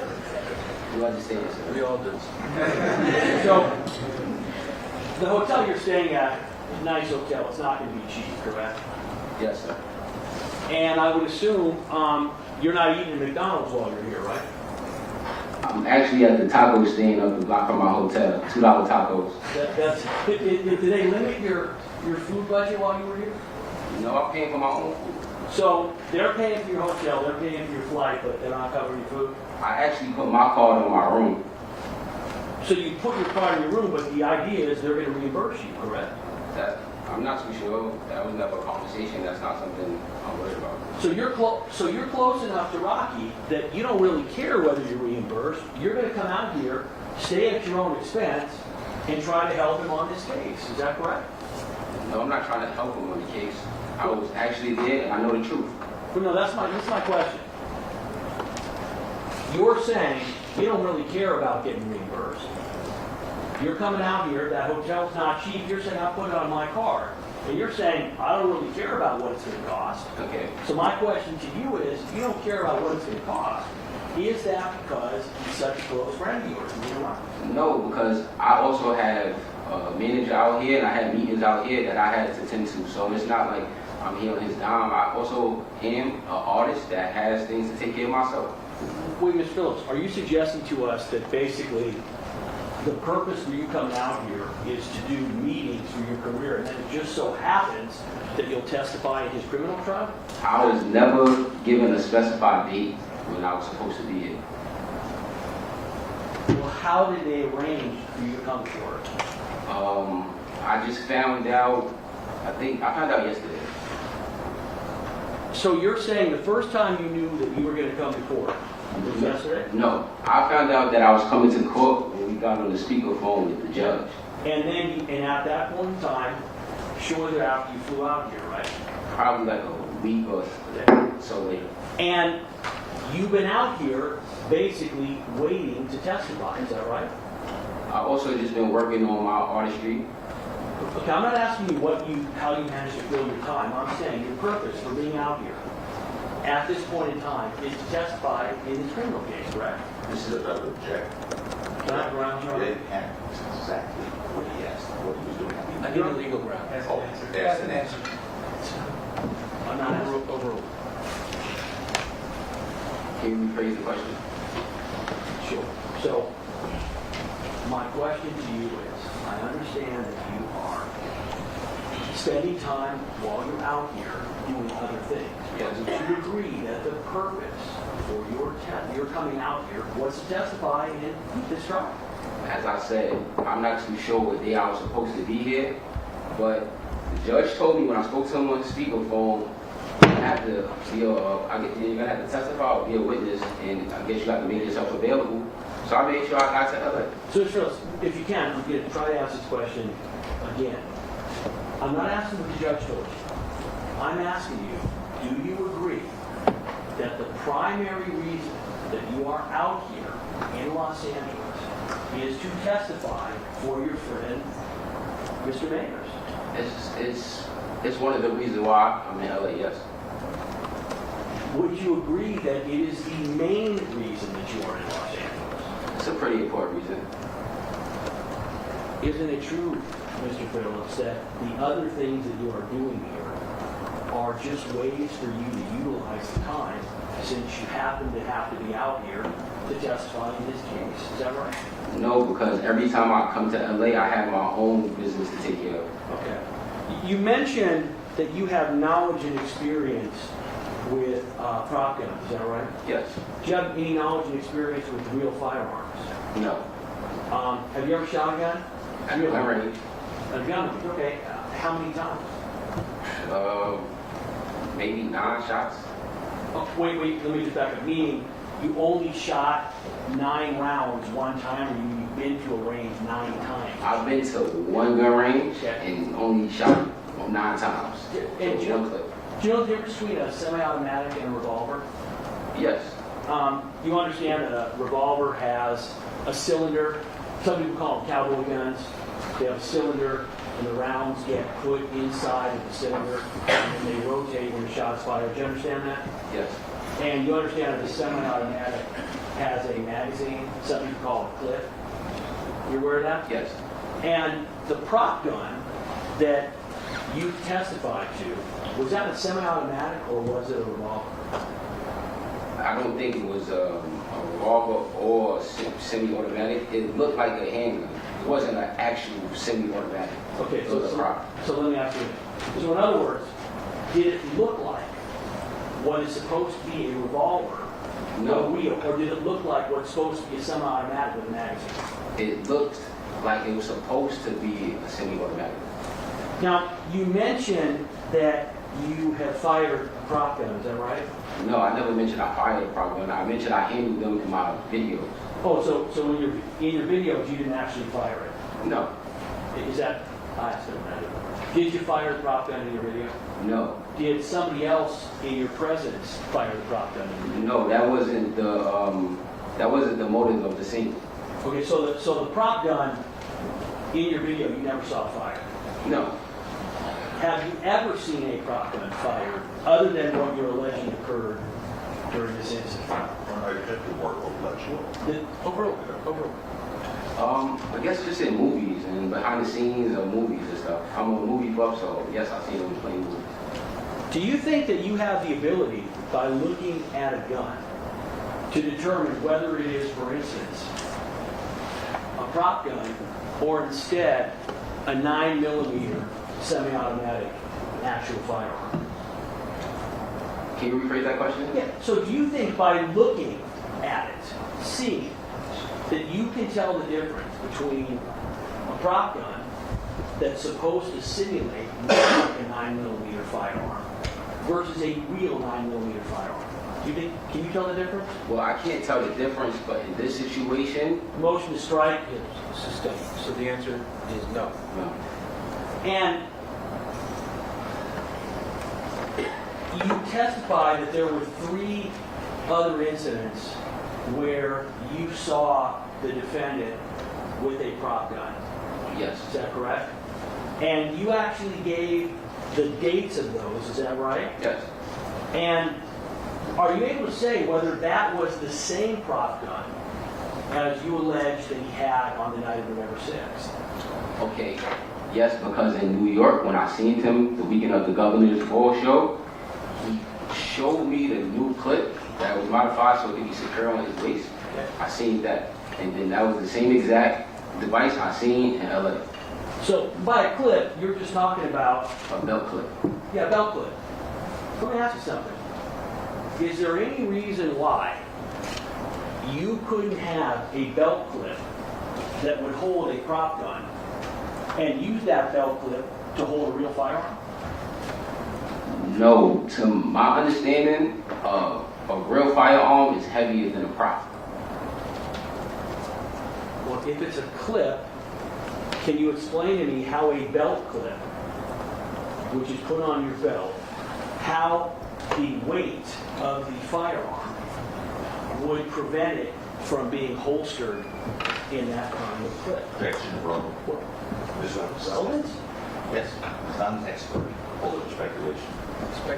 Your Honor, he testified that it's the same gun, and I'm trying to explore why he thinks it's the same gun. I have to explore the area. I got to cross it. Since he has no experience with real guns, Your Honor, except that he fired. No, but I'm asking about the prop gun. I'm asking him why is it that he believes it was a prop gun. Let me. All right. I understand your point. Okay, thank you. Go ahead. Let me ask you. So here's what I'm asking. You're telling me you saw him with a gun in New York. How long before this incident? A prop gun in New York, that was probably about a month and a week, or a month or 2 weeks before we went to LA. And you're saying that the reason you know that was the same prop gun that you're alleging he used on November 6th was because they were both in the same belt clip, correct? Yes. So my question to you is, how would you know that the same gun or prop gun or firearm was in his belt clip in New York 6 weeks before this incident, as was in his as was in his belt on the night that this occurred? How do you know it's the same thing? Can you rephrase that?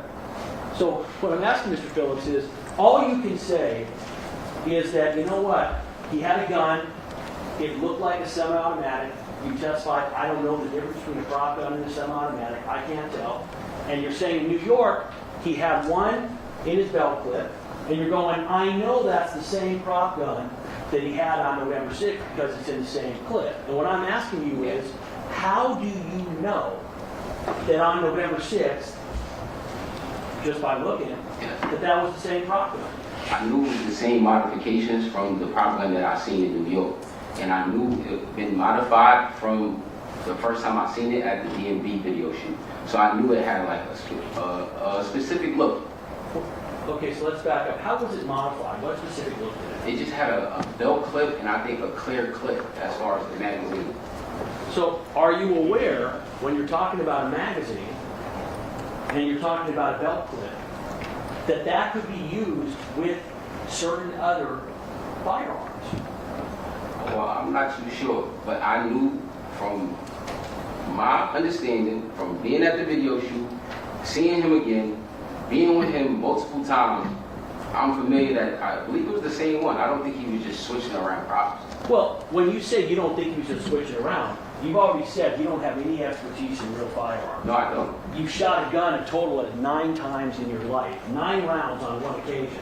So wouldn't you agree that you can't tell us anything about whether or not those were the same guns or not, other than they were in the same belt clip and they looked, by the magazine and the color, similar? Well, aside from, this being my friend and having a conversation about it, he gave me like, oh, this is Most described as non-responsive. So what you're saying is that the only reason you can say it's the same gun is because he told you so. He told me and I seen it. Okay. But by the way, what if he was lying? Objection. Sorry. Do you know, Mr. Phillips, Yes. when someone tells you something, particularly in this situation, you don't have any independent information to demonstrate that it's the same gun other than what you said, correct? Correct. But he would have no reason to lie to me. So He would. So you decided, Mr. Phillips, you decided that the defendant has no reason to lie to you, and so therefore, you're accepting whatever he says as the truth. Is that correct? I'm not just accepting it as the truth. I can see it with my own eyes. You can see a gun that you have no experience identifying with, and that you have decided is the same gun because it's in a clip and has a similar looking magazine. Is that correct? Rephrase that? So you've decided that it's the same gun and that you believe him. You just said, I'm looking at it myself as well, because you looked at it and it looks the same to you. So you're saying, I looked at it, it looks the same, correct? Yes. But you're also saying, I don't know anything about guns. Well, I don't. I just, from my recollection, I knew it to be the same device from the previous situation. It's time to move on to another topic. When you It's time to move on to another topic. when you use the word prop gun and starter pistol, are you using those terms interchangeably? I believe prop gun is the section of it, and then a starter pistol is under the prop gun. Like I guess it's like a certain kind of prop gun. A starter pistol is a certain kind of prop gun. Okay. So when you spoke to the defense, did you tell them that Rocky carried a starter pistol prop for security measures? Are those Yes. your words? Yes.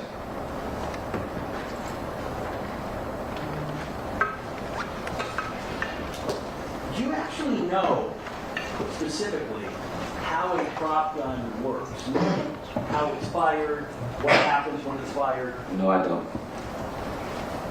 Now, you testified that Mr. Mayers carried the starter pistol for, quote, security measures. Is that correct? Yes. And you said in your statement, would you agree that the only thing that you mentioned about that was he was known to do after being the victim of violence and home invasion? Judge, objection to your statement. Your Honor, this is Sustained. Your Honor, this has been presented as his statement. Objection, speaking objective. Boy, oh boy. All right, right.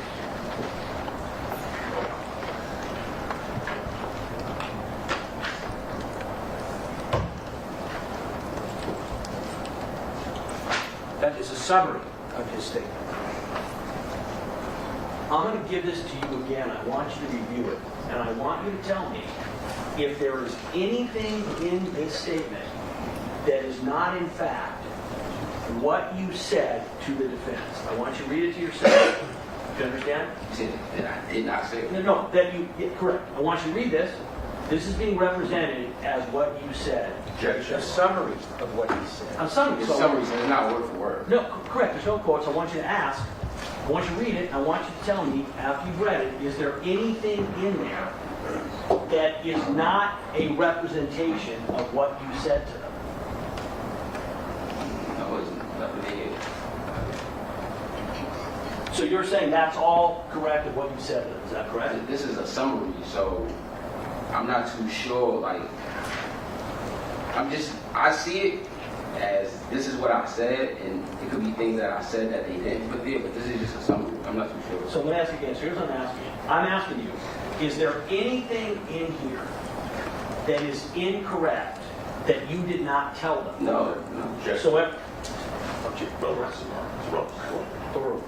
all right. So at this point, Mr. Phillips, you now said that this represents everything in here is what you said. You said there might be things that are not in here that you said, but there's nothing in here that you've read about what you said that you did not in sum and substance say.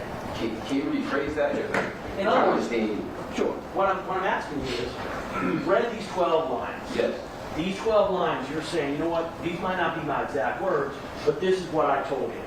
A summary, yes. Yes. And you were saying, I might have told him some things that are not here, correct? No. So this is this is everything you told him? Pretty much, I believe. Well, let me ask you something. I want you to look and I want you to tell me where there's anything about any prior incidents with Rocky carrying a prop gun. Objection to relevancy. Sustained.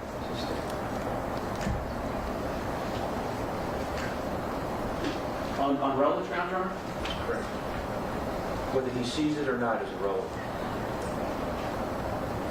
Is there anything in this these 12 lines that you've said is a complete, as far as you know, version of what you said. Is there anything about any incidents that you've testified to regarding Rocky and the prop guns?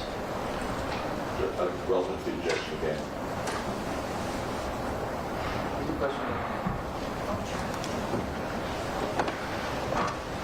Is there anything in these 12 lines that you've said is a complete, as far as you know, version of what you said? Is there anything about any incidents that you've testified to regarding Rocky and the prop guns?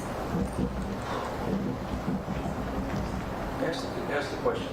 Okay, so what I'm asking you is, you testified on direct about 3 incidents with Rocky involving prop guns. You know that? Yes. You agree there's nothing in here about any specific incident, is that right? Objection. Well, Relevancy. I don't see it. Stop. What's suspend? It's not relevant.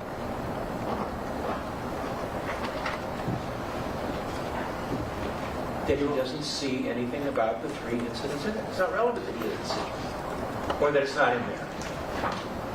You just testified that this is a complete version of what you told the defense. You just testified. Did not say that. It mistakes the evidence. That's not what he said. So, Mr. Phillips, Yes. did you discuss with the defense in advance of you testifying these 3 incidents regarding Rocky possessing a prop gun? See, in 2024, when we first had our meeting, maybe I could have said something about it, but I'm not too sure. Well, so let me ask you something. You would agree that, as far as you know, the first time that you related the information about these prior incidents with the prop gun was not when you were on the stand today, correct? Meaning, you had already told the defense about these incidents with Rocky and the prop gun, correct? I think so, I believe so, I'm not too sure. Well, let me ask you, Mr. Phillips, would you agree that it would be really important if you're trying to explain the situation with the prop gun, that you would have communicated, hey, listen, I've seen Rocky 3 other times with a prop gun. Would you agree that would be important? Yes. So, do you believe that you would have told the defense of that important information when they interviewed you? Maybe. I'm not too sure. It was a while ago. Do you agree that there's no mention of it in what I handed you? This is... What's the grounds? Relevancy. Same only It's not relevant that it's not in there.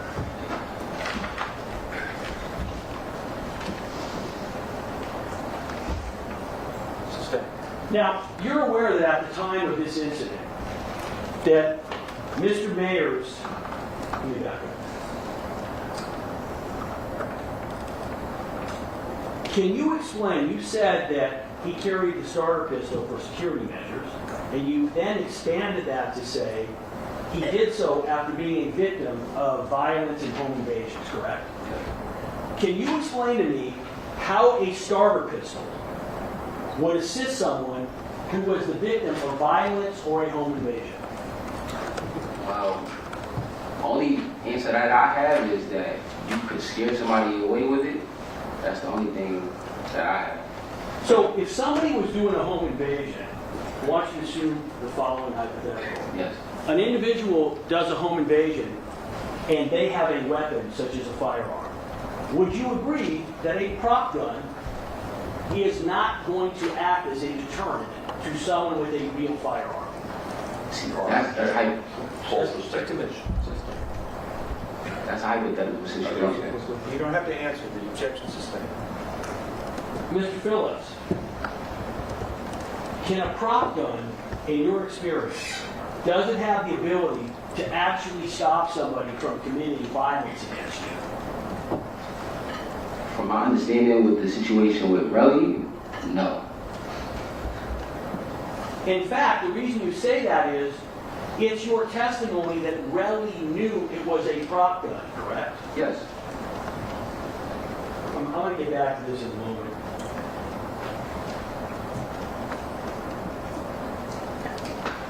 In the entertainment world, in the rap world that you are involved with, are you aware of individuals, of rappers, unfortunately, who have been subjected to violence, even who've been murdered.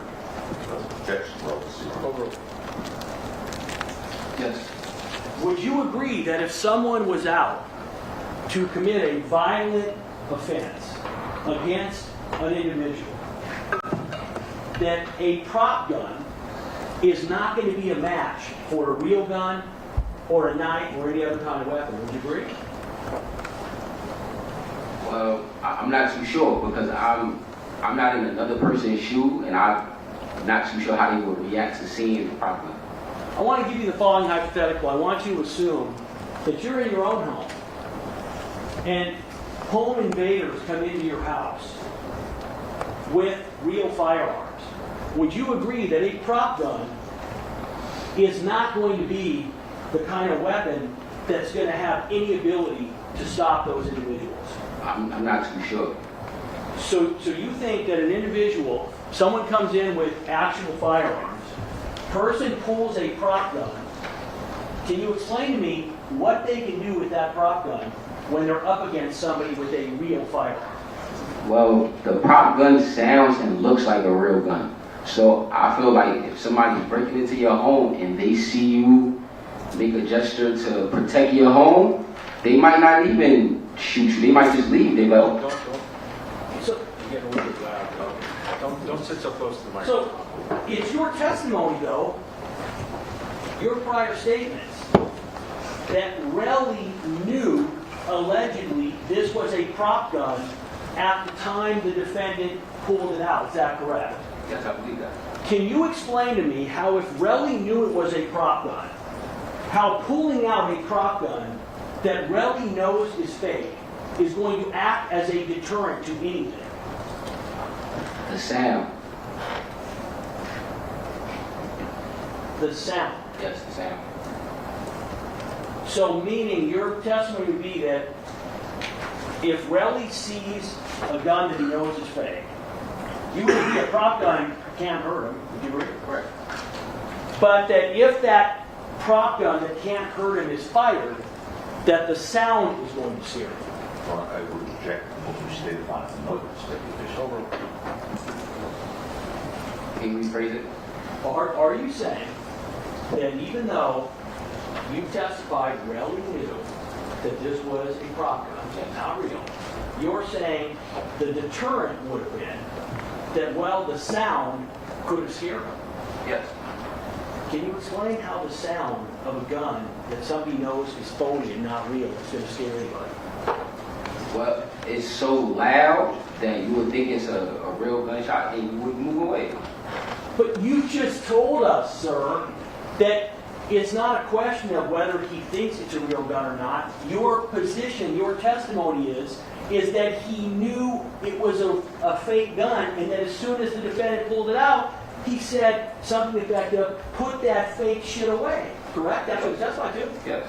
So how is it that if he knows it's a fake gun, how is that going to deter him from anything? Speculation, Your Honor. You're aware that at the time of the incident, that Mr. Mayers had real guns, correct? I guess so, yes. Well, you've seen real guns in his house, correct? I never seen him with a real gun in his house. Well, no. I'm Let sorry, me- answer again. I said I never seen him with a real gun in his house. Let's show People's 39, A through F, please.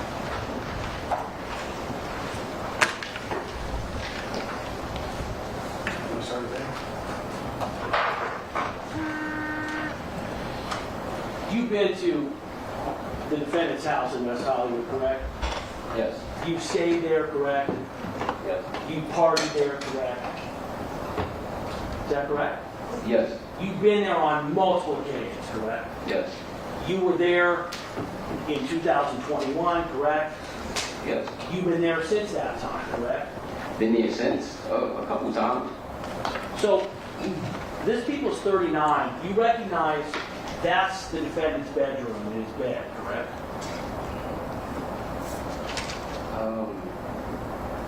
I'm not too sure, honestly, but it looks like a bed. So you're saying you don't recall seeing that bed before? No, I've seen the bed before, but I can't really tell. Well, Because they also, like, you never been to Rocky Crib. He be having like some cool looking couches that look futuristic. So I have not been there. Yeah, so that's what I'm saying. I'm not too sure. Okay. When you look at it right now, does that appear to be, from what you can tell, what does AWG mean?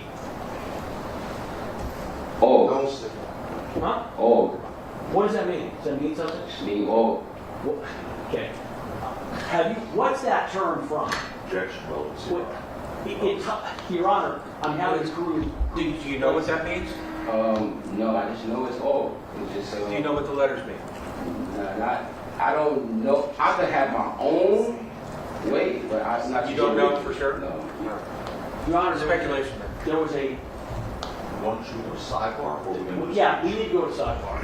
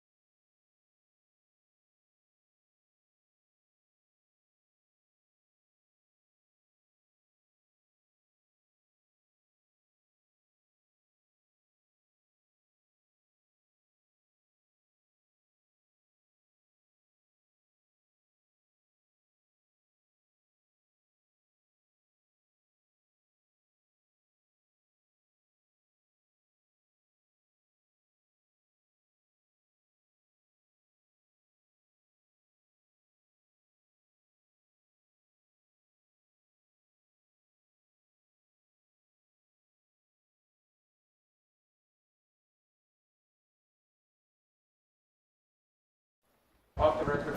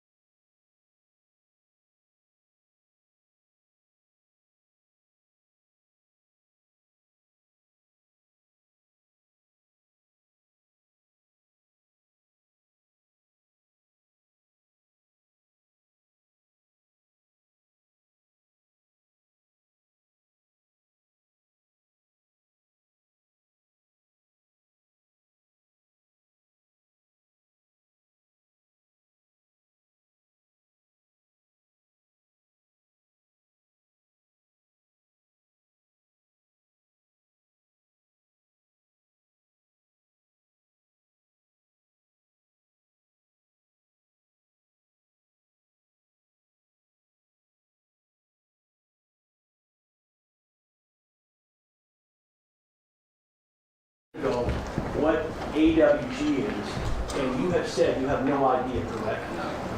Is that correct? Yes. Did you hear the defendant, when I asked the question, loudly say, don't answer it? I heard something. I'm not too sure what I heard. I was listening to you. Did you hear somebody say, don't answer it? I didn't hear what was verbally said. I heard something. Isn't it true that AWG, AWGE, is a brand that is connected with the defendant? Yes.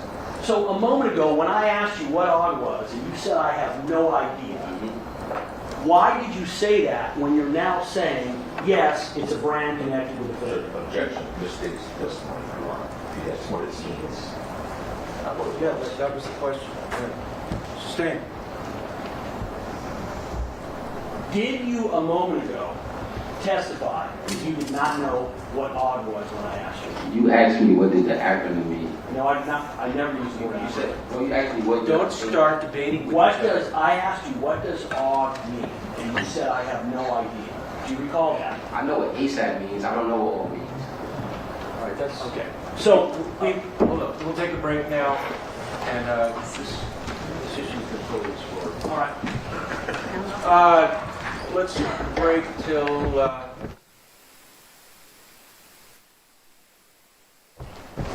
No.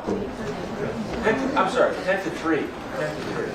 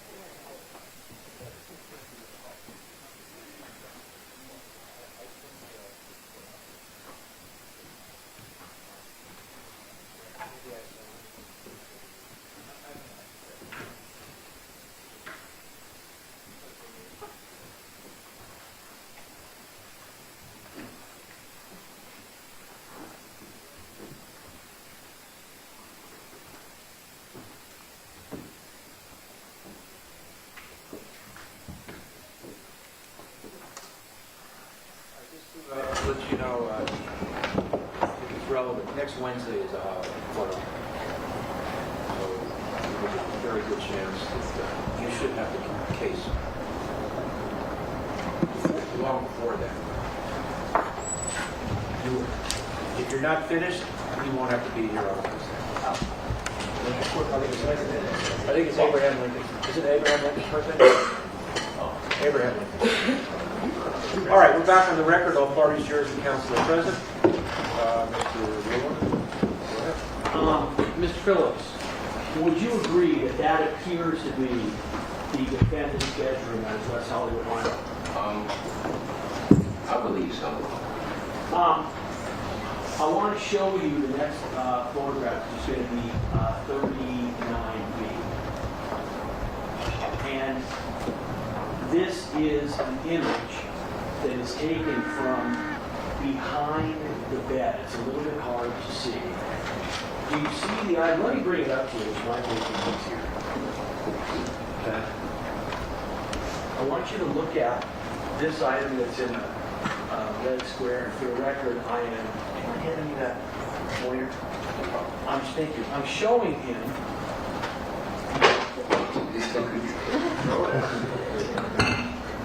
I'm showing him this item here. Is that correct, Mr. Phillips? That's what I just showed you on the photo. So you agree it's a little easier to see on this one, on the photo itself rather than the overhead? Yeah. You see that? Can you tell me what does that look like to you?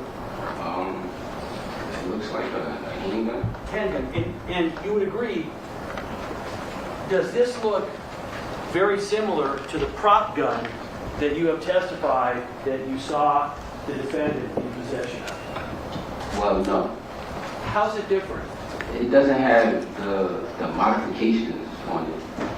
So what was the modification that the prop gun has that this one doesn't have? It had like a belt clip, and then it had like I think like a magazine, like a clay magazine hanging. Okay, let me just ask you. You understand that a belt clip would not be a part of any gun, right? You understand that, right? If it's modified, then it's an accessory to the gun name. So it's a part of the gun name, yes. Well, so this is what I'm saying.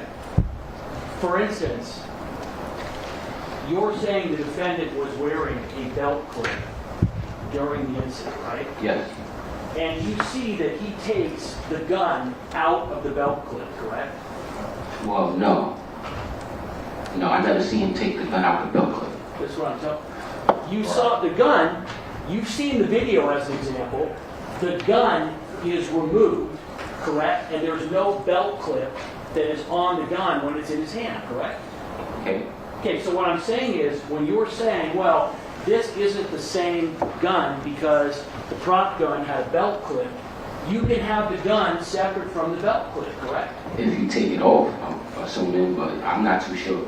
Okay, well, so what I'm asking you is, when you look at that gun itself, other than the belt clip, and the fact that you are saying, you can't see the magazine in that photograph, correct? No. Here, let me give it to you right now.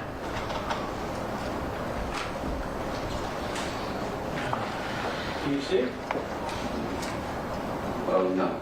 So you would agree that because of this photograph, you cannot see the bottom of the firearm where the magazine would be, correct?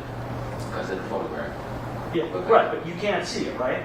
No. And then you also can't see if the belt clip is on the other side, so I'm not too sure. So, but here's what I'm asking you. Because you can't see the entire belt, you can't see the magazine, and you don't know if there's a belt clip, other than that, this gun looks similar to the prop gun that you've seen the defendant with, right? Well, I'm not sure. I can't say that. So what I'm asking you, though, is this gun appears to be a semi-automatic, right? It's not a revolver? But it's not a revolver. Okay. And the prop gun that you saw was a semi-automatic, correct? Yes. What color was the prop gun that you saw the defendant have? It was black. And was it black all three times you've seen it? Yes. All right, I want to go to the next image. By the way, the firearm was behind the defendant's bed in his house approximately 5 months after this incident occurred. Are you following me? I hear you. I want to ask you, you were told that the defendant was told that he needed to carry a prop gun for protection against violence or home invasion, correct? I was never told, I never told anybody. So where did you get the information that Rocky carried a starter pistol for security measures after being the victim of violence and home invasion? Where did you get that information from? Because when I seen him, and the days that he had to secure on him, he had no security. Okay, so my question is are you aware that the defendant kept real firearms, not prop guns, in his bedroom next to his bed? No, I did not hang out in his bedroom. So, would you agree that if the defendant was keeping real firearms next to his bed, that would be a different step than keeping a prop gun for protection? Can you rephrase that? Sure. So let me just show you the three other photos. So, going to the next photo, this is that same handgun. The evidence is indicated it's a 44 Magnum semi-automatic. Do you see at the bottom? Can you see what looks like a magazine on the bottom, or no? Do you recognize that? No, I've never seen this before. Okay. We go to the next image.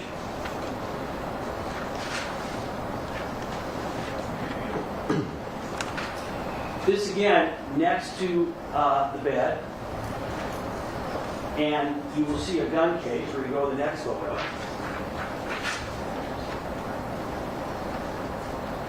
Inside the gun case, by the defendant's bed, is a rifle. Have you seen this before? No.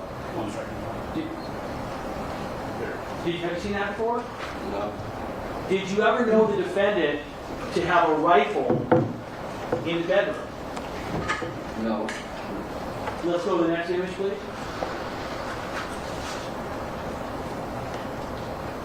Do you know what this is? Can you see what's pictured? Do you know what that is?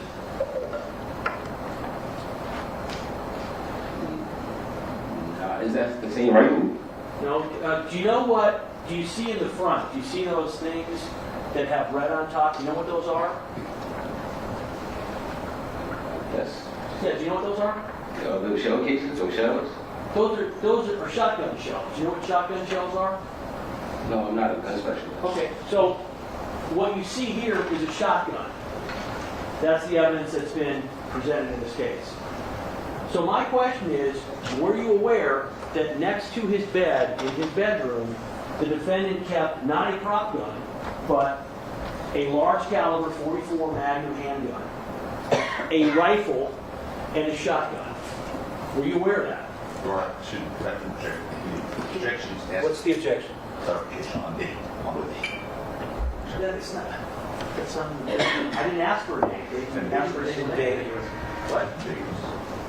Say again? ambiguous as to Stay.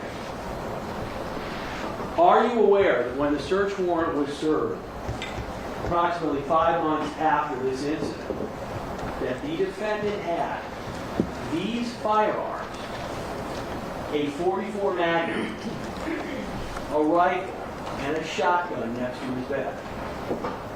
As I said before, I did not hang out in his bedroom, so I do not know what he had in his bedroom. But you testified that it was your understanding that the defendant was keeping a prop gun for, among other things, protection against home invasions, correct? That's what you testified to. Yes. So, do you know why, if the defendant was keeping a prop gun for protection against home invasions, that he had a large caliber handgun, a rifle, and a shotgun next to his bed? Objection, speculation. Stay. Are you aware if a prop gun has ever been collected from the defendant? I have no idea. Now, you said that at the time of the incident that the defendant did not have access to security. Is that correct? Correct. And you said that was because of COVID. Is that right? Yes. But weren't you at a giant concert the next day in Long Beach that had all kinds of security? They provided security. Well, so are you telling me that the defendant, your testimony, was not in a position to have security if he wanted it on November 6th? Can you rephrase that? Isn't it true, Mr. Phillips, that the defendant didn't have any security on November 6th because you and he and Ills did not want any security there when you were going to attack Relli? I would object to what Bill's logic. Your Honor, those are not grounds for objection.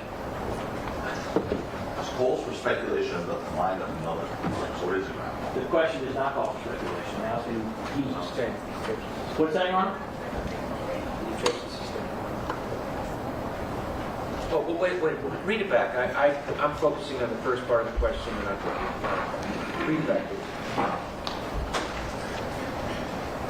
Isn't it true, Mr. Phillips, that the defendant didn't have any security on November 6th because you and he and Ills did not want any security there when you were going to attack Sustained. Relli? Isn't it true that you knew in advance that the defendant was planning on attacking Relli? Yes or no? That's not true. Do you know when the defendant ended up first having the prop gun that day? Well, as I stated before, I was staying at the La Park Hotel. I did not wake up at his house. I'm not too sure what was going on before that.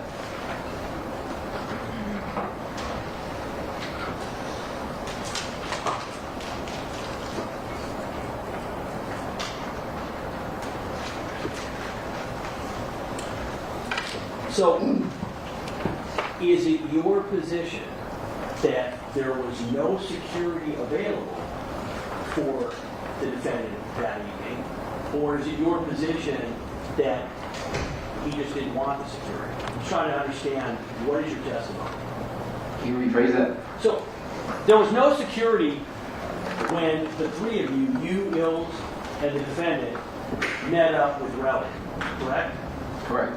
So my question is, are you saying there was no security because there was no security available? Or are you saying there was no security because you guys didn't want security? There was no security available that he hired. They had security at Complex Con already. So I felt as though this is what I believe.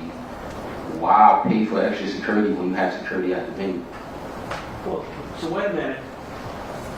Haven't you said that the defendant has been a victim of repeated incidents of violence when he is out on the streets? I never said that. I said we were in a club and a situation happened in the club. So you mentioned in your statement that he has been a victim of violence and home invasion. What did you mean by that? Well, I was with him when we got jumped in the club and cut. And it's been a situation where I've been in the house and there's been like stalkers outside with signs and stuff like that. When you say cut, you got stabbed? Yes. Who got stabbed? I got stabbed and Rocky got stabbed. And when was this? 2018. And this was in your home, his home, is that right? No, this was, we was out at a club. We was at a club. So my question is, you're saying there was security at the event in Long Beach, Yes. right? So my question is, you're now in downtown Los Angeles, right? How did you describe downtown Los Angeles earlier in your testimony? It's pretty crazy downtown Los Angeles. So you're in downtown Los Angeles with the defendant, Ills, yourself, and there's no security, is that correct? Well, security wasn't needed. We was going to see one of our friends. I object. Stay the ground. Yes, misstates the testimony. This is West College. Exactly. Where you just changed. It's assumed facts, not evidence. This happened in Hollywood. It didn't happen downtown Los Angeles. I'm staying downtown. Let me back up. Do you agree, is what you said about downtown Los Angeles and the dangers, do you believe that that applies to Hollywood as well? Yeah, they have homeless people in tents in West Hollywood as well. Yeah. You would agree that the area where you were meeting up with Relli in front of the W, that is an area where there are plenty of individuals who are homeless and violent like downtown Los Angeles, correct? Possibly. Well, is that your experience? Yes. So, my...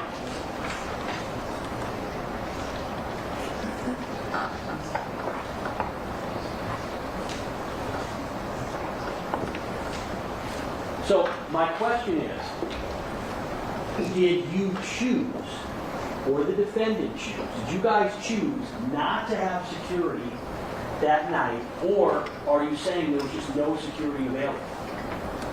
We had security for the Complex Con event. From there, we left. We were going to go to another show.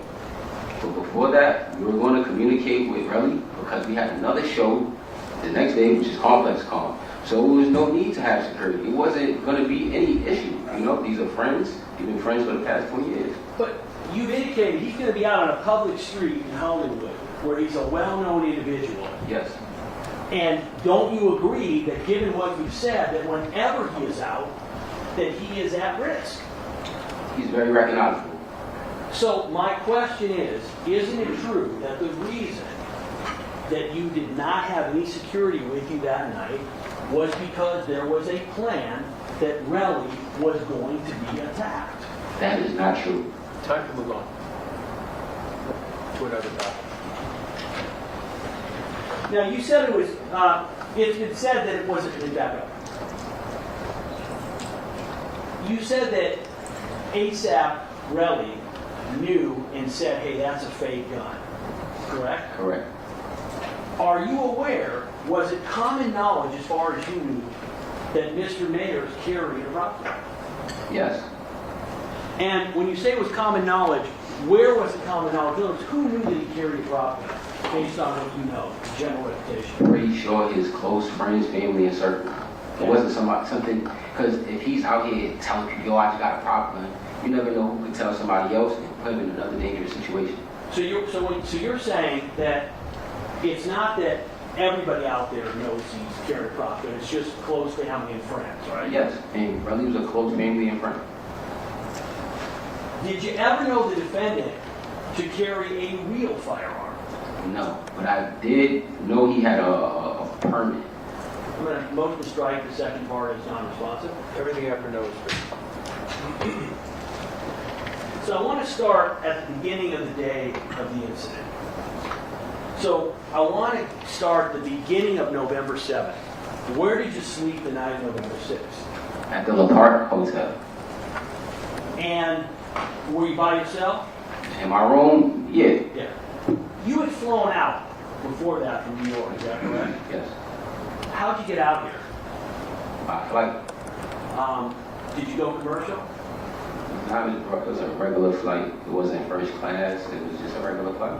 You didn't fly out, the defendant didn't fly you out private? No. No? All right, so you fly out. When do you land? Either the first or the second. Okay. And where did you stay between the first and the second and the 7th?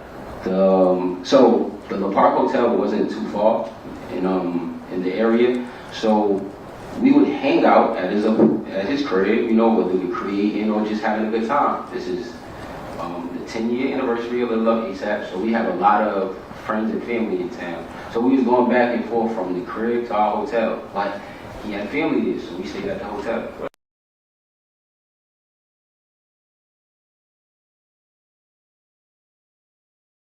Correct. Yes. And so you're saying you were actually at that house, not months before or months after, but literally the day before the incident occurred? Yes.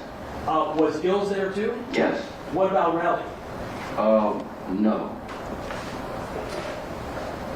At this point in time, were you aware of any, I'm not asking you to explain what it is, so listen to my question carefully.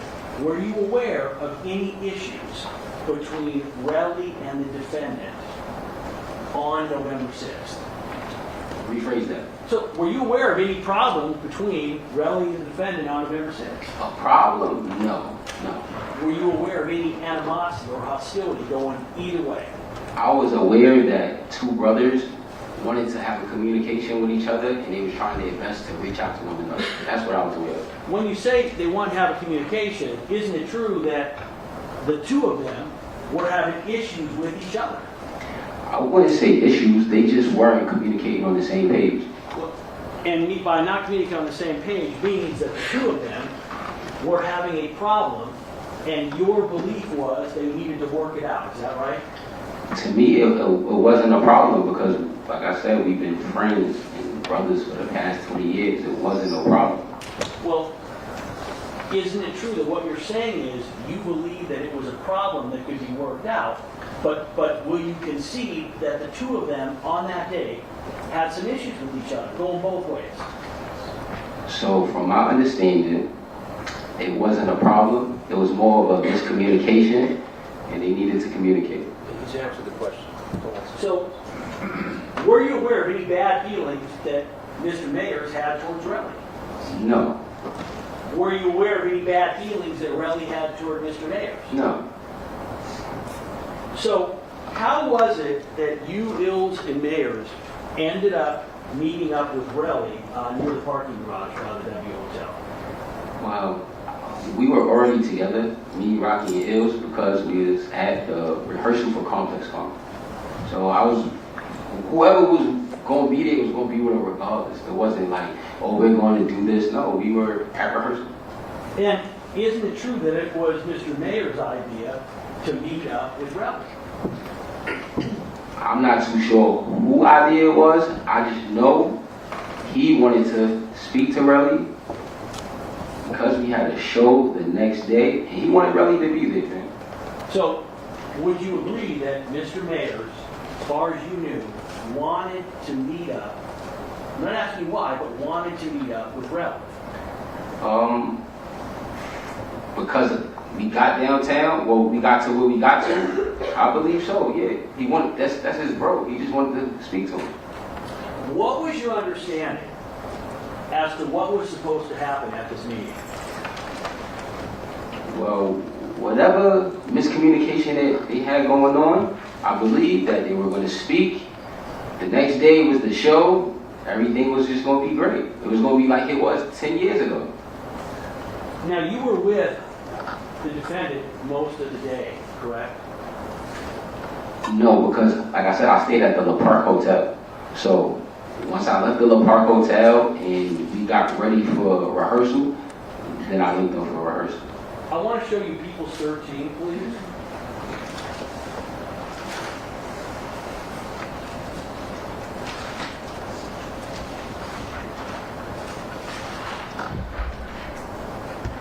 This is a text that was sent approximately within an hour of the incident on November 6th. The evidence has demonstrated that this was sent by the defendant to Relli.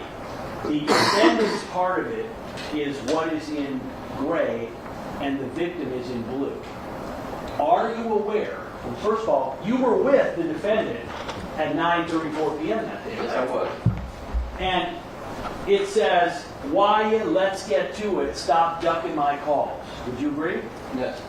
Would you agree, knowing the defendant, that that sounds like he is upset with the person he's sending it to? No, because actually, I keep typing all caps. So it's like, nah, this is regular. We right, let's get to it. Stop looking at my calls. He's calling. It doesn't seem like he's exclamation marks and anything.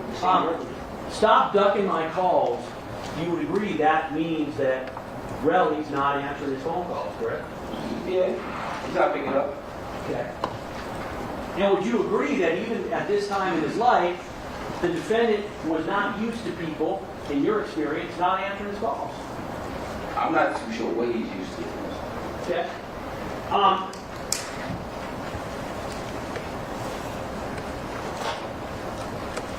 Other than trying to fix things between them, et cetera, to talk, do you have any knowledge as to what the purpose was for that meeting? Yes. So that we could have a amazing show the next day at Conference Con. As you can see, the video showed me earlier, it was friends and family. So it wouldn't have been unusual for Relli not to be there, like he was supposed to be there. Was your understanding that Relli was supposed to perform there? Relli is not a musician. I'm sorry, was supposed to, excuse me, was supposed to. He's supposed to be there. Like, okay, he doesn't rap, you feel me? But he is a part of the family, so why not have him be there? And when you say Relli was supposed to be there, how do you know that? Because the other members of the ASAP collective were there. So you're assuming that because the other members of the ASAP collective were there, that Relli was invited, correct? Yes. Are you aware that Relli has testified that he was not invited? I'm not too sure. But it seems odd that he wouldn't be invited. Well, would you agree that it wouldn't be odd if the defendant is upset with him? It would be odd if he was upset with him, but I don't think he was upset with him. So this is my question. Would you agree that if the defendant was upset with Relli, that you would not be surprised if Relli was not at... Rephrase that for me, please. So,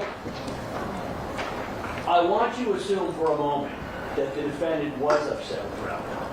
I want you to assume that. If that's true, you would agree it wouldn't surprise you if Relli wasn't invited to the performance, right? I don't think I'm up here to assume. What's that? I'm not up here to assume. Well, so when I give you a hypothetical, that's exactly what you're to do. So, I'm asking you, so listen, you haven't testified before, so when someone, I'm going to give you a hypothetical. Okay, no When problem. I give you this hypothetical, that means you need to assume that the hypothetical is true. So I want you to assume for a moment that the defendant was upset with Relli. If the defendant was upset with Relli, would you agree that it would not be unusual, knowing the defendant, for him not to invite Relli to the show? Objection. 2 rounds of relevant false speculation. Sustained.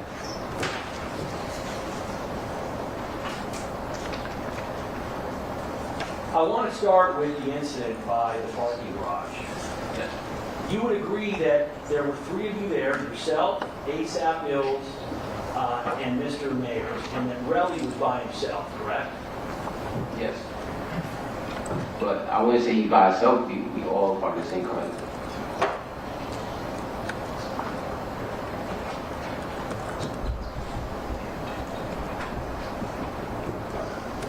Do you recall yourself, prior to the meeting, do you recall yourself trying to call or text Relli when the defendant could not get a hold of him? Yeah. So why were you texting or calling Relli when it wasn't you that wanted to talk to him? Well, for one, we are all, it's a brotherhood, right? So, if one person can't get in contact with one person, let me try. That was all. And the reason, correct, that you ended up calling or texting Relli was because you believed that Relli was ducking the defendant's calls. He didn't want to talk to him, right? Can you rephrase that? So you've seen the text that's right in front of you. It says, "Stop ducking my calls." That's from the defendant, correct? You yourself, at around that time, texted or called Relli trying to get a hold of him as well, right? And you were doing that because he would not return the defendant's text, correct? Well, I didn't have like a reason, like because he did it. Relli is a friend and a brother of mine as well, so I'm trying to reach out. But you're trying to reach out because you're aware that the defendant, who you're in the car with, can't get a hold of him, correct? Yes. So you are reaching out at the defendant's behest because you want to try and set up communication between the defendant and Relli, correct? Yes, I want to set up communication. And he wouldn't take your call and respond to you either, correct? From my recollection, no. Meaning that's correct, what I said, he did not respond? Yes. So, you said that you guys get there.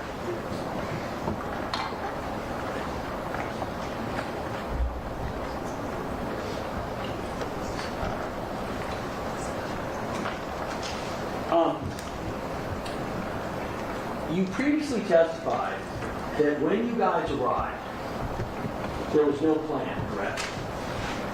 There was no plan. As far as a plan, the situation before was for Rocky to converse with Remy. That was it. And at this point in time, you agree you have no idea that the defendant has any kind of gun, prop gun or real gun, on his body, correct? I knew he had the prop because he had the prop at rehearsal. Oh, so you knew he had a prop gun. At rehearsal. When's the first time you saw the prop gun in the defendant's possession that day? In his possession? Yeah. I'm not too sure. It might have been the altercation. Okay, so Like in his possession.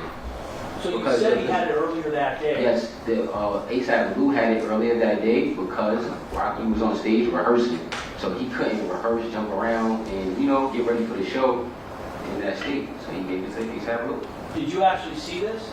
I only seen Lou with it. I didn't see when he gave it to him, no. I was also on stage rehearsing. How do you know that ASAP Lou, the gun that he had, was the same gun that the defendant had? Well, Lou is the only liaison at the show that could be able to do anything with Rocky aside from us. So that's why I believe it to be the same thing. My question is, how do you know that that's the same? Did you see Lou give the gun back to Rocky? I can't recall. So you mentioned that you guys arrived at the location by the W, and you had a driver, right? I believe so. And would you agree that up to this point, there is nothing abnormal? You're saying you don't know what's going to happen, right? Well, the car ride was beautiful. We together. Like I said, it's the anniversary of a big situation for us. So everything was love. Right, but what I'm asking you is, at this point in time, nothing unusual has happened, right? No. And you have no reason to believe, would you agree, you have no reason to believe at this time that there's going to be anything unusual that's going to happen? No, because I even heard them quickly on the phone. Relli picked up for Rocky. You feel me? And it was a regular conversation. Nobody's going back and forth, yelling. They were able to tell each other where they were going to be so you could meet up. It wasn't, no, it wasn't nothing like that. Could you hear both sides of the conversation? I couldn't. I think I couldn't really hear Rel, but I heard Rocky jokingly ask like, "Yo, where you at, bro?" I believe he told him where he was at, which was I think the W Hotel or something like that. And Rocky and Relli had a relationship for years. Relli was viewed as Relli the boss. He told him that he was at the W. Rocky joking with him, "Yo, you're not at the bum ass W, bro. Where you at? Like, let me see where you at. Like, show me your room." And I guess bro act like he was at the W, but he was somewhere else. But yeah, that was the conversation. It was a friendly conversation because they friends. So what you're saying is that the conversation between Relli and Rocky leading up to this first incident was completely friendly and just joking around. So my question is, do you agree that up to this point, when you're arriving near the W, there's nothing special about the ride you're on, no reason for you to remember anything, correct? Just a regular day? Regular ride? Well, it was special because I'm with my brothers. No, but I'm asking not in terms of this special, is there Yeah. anything memorable about it in particular? Just driving the car? I think he was playing new music. You feel me? So that was cool. It was a vibe. So you mentioned on direct examination, you mentioned that when you got there, you were able to recite the literal order of who got out of the car. Do you remember testifying to that? Yes, because I was sitting in the back of the car. So how do you remember specifically? You had a driver, right? Yeah. So how do you specifically remember the order of you, the defendant, and Gil, who got out of the car? What made you remember that? Do you know? Well, because if I'm in the back and they're the only two that's in front of me, they got to get out first. What kind of vehicle were you in? It was like a black truck. Was it a two-door truck? Nah, it's like a four-door, like big body black truck. Right. So you're basically like a luxury chauffeured SUV, right? Yeah. So you don't have to get out first. Everybody's got a door. They can exit how they want, right? No, that's not true. because you can't always sit with the driver. So the driver has his door, and then the 2 doors in the back is for the 2 passengers in the back. Then it's a seat that's behind there. And I was sitting right behind my 2 bros in the back, and they were sitting in the 2 seats in front of me. I'm just asking you, do you know why it is that you specifically remember the exact order you exited the car? Because that was the only people that I was with. So you get out, and how long after you get out is it that you see Relli coming up? Can you rephrase that? After you get out of the car, Yes.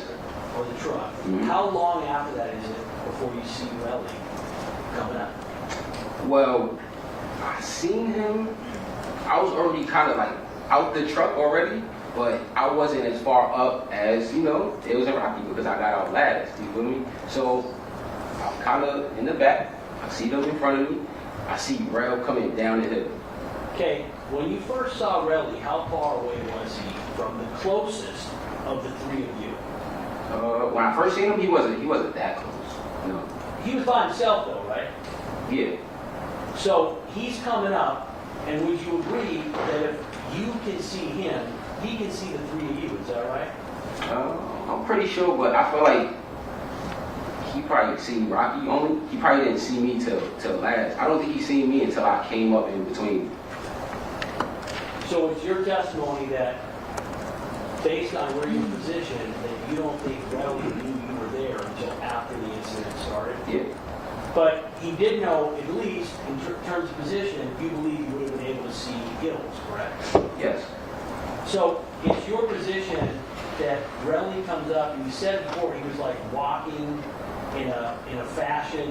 Can you describe, was there something about the way he walked that led you to believe that there was a problem? Well, you know, I done worked out with Remy, so I know him. And his movement, he had a little more pep in his step than usual. And he's coming down, like, it's fake like a hill, so he's coming down. And you can see his bop, a little more, you know, a little more momentum. He comes down, and as soon as he meets up with Rocky, you feel me? And this is after Rocky walks from the car. Rocky walks up. Rocky's not doing anything. He doesn't grab Rel first or anything. He's walking up to Rel, and as soon as he gets up to Rel grabs him. So let me ask you, up to this point, you're saying that they were completely joking in the car a couple of minutes before, right? Yes. Everything. But I said I did not hear what Remy was saying. But you said that the defendant's response indicated to you that everything was cool and they were just joking around. Yes. So it's your testimony that Relli comes up, and what's the next thing that happens when he approaches? As soon as he sees Rocky, he grabs him. And when you say grab him, what hand he grabbed him with? I believe his left hand. Okay. And when he grabbed him, did you see him attempt to punch him? When he grabbed him, he automatically started like, because he got him by his like, I think his like hoodie and stuff. So I'm not too sure if he's trying to pull his hoodie over or he's just trying to like, you know, kind of have Rocky in the air dangle. I see that's what he was doing. Well, let me stop. You said he grabbed with one hand, but Yeah. now you're gesturing like he's grabbing with 2 hands. How many hands he grabbing with? He ended up grabbing him with 2 hands, yes. Did he start with one He hand? started with 1 hand. Which hand did he grab with first? He grabbed it with his left hand, I believe. And do you know whether Relli's right or left-handed? I believe Relly's right-handed. And so would you agree that if he grabbed him with his left hand, that his right hand would have been free, if he wanted to punch the defendant? Possibly, but he did end up grabbing him with both hands. So let me ask you, did you see him attempt to in any way punch the defendant? No, he was just basically trying to lift the defendant off his feet.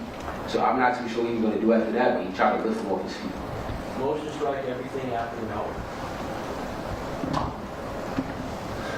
You know, you're right, but we need to finish this case before the end of the decade.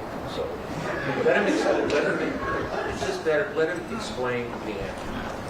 I'm just doing this to try to facilitate the trial. Let's move it along. Go ahead. So when this incident started, where were you standing? I was behind. And how far away were you from Relli and the defendant? Well, I wasn't that close because I literally had to get up to them and get in the middle. So I wasn't that close. Even in the video, you can see I put my hand on Remy last to move him out the way. So that's, as I said before about people getting out the car, how I knew Rocky and Ills got out first, because they were already closer to Relli than I was. Mr. Phillips, isn't it true that in fact Mr. Mayers grabbed Relli's left arm before Relli ever did anything to him? No, I don't think so, no. Well, when you say you don't think so, I'm asking you what you know. I know for a fact that Rocky, look, you don't want me to say that he's a bigger guy, but I doubt Rocky just gonna grab Relli, you feel me? And I don't think he grabbed Relli first. Relli grabbed Rocky. Let me ask something. I asked you before, at this time, during this incident, your testimony is that Relli is physically stronger. If Relli and Rocky are going to fight, Relli's going to win, correct? Correct. But would you agree, even at this time, that if Relli and Rocky are going to fight, that Rocky is powerful enough in the industry to basically end Relli on the spot, correct? No. Okay, you disagree. Isn't it true that it was at this time that Mr. Mayers pulled out the firearm, or as you described, the prop gun? I don't think he just pulled it out. So, as I was saying No earlier, question, Benny. Did you actually see the gun come out? I seen when Rocky was adjusting the prop to put the prop back into his waistline. Okay, so that would be after it's come out and being put back, is that right? That was after Relli is literally trying to lift him off his feet, and Motion Rocky to strike is non-responsive. As I said before, we need to move it. Your Honor, but it's not, We need to move this along. I'm doing it. Listen to my question. rephrase it, please. I'm asking you, did you see the gun come out of the clip? I'm not asking you, Yes or no? when you saw it put back, did you see it come out? Yes. So my question is, when is the first time at that incident that you saw the prop gun? It was when Relli was grabbing and picking up Rocky. And Rocky was with his hands up, trying to catch his balance, reassure his grip on the floor, because Relli is bigger than him, he was pulling him, and they both fell back. So, being that it was a belt clip, his belt, his pants, from the video you can see, is falling. So that's when I believe the prop to fall. He never pulled the prop out. That's not what I asked you. I asked you, did you see the defendant remove the prop gun from his head? I did not see him remove it. I see him put it back. Okay, so that's my question. The first time you saw the gun was when it was being put back? Yes. All right, I'm going to now show you the video of the incident by the parking garage. This is going to be People's 15 combined surveillance video, and we're going to show the first incident. So what I'm going to do very much like in this technique is, I'm going to run it through one time so you can see it. And I'm going to ask you specific questions about it. So I want you to watch it.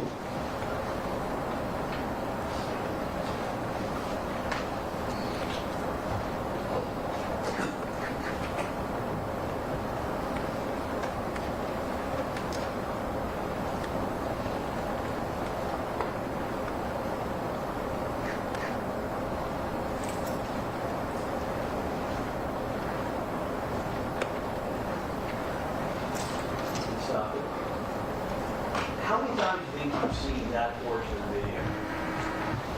A couple times. Well, you've only seen it a couple of times. Yeah, I've seen it a couple times. Like, Maybe not more than 10. Maybe just a few times. Is it a couple or is it 10? I said not, I have not seen the video 10 times. So that's why I said a couple times. I only seen the video a couple times. When's the first time you saw the video? To be honest, the first time I seen the video was on TMZ. Does the video that you just saw, does that accurately depict, as much as you can remember, what happened? Yes, but no. Okay, can you explain what you mean by that? Because from the video, you see Rocky with the prop in his hand. You also see Rocky put the prop away. You feel me? But you don't see how the prop gets into his hand. Okay. Do you agree, having watched the video, that it shows Relli walking up and immediately being accosted by Mr. Mayers? Can you rephrase that? Let's show the very beginning. Pause it.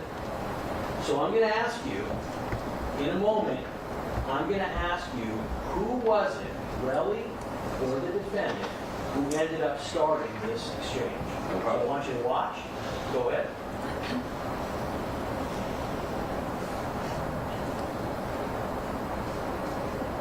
Go back one more time.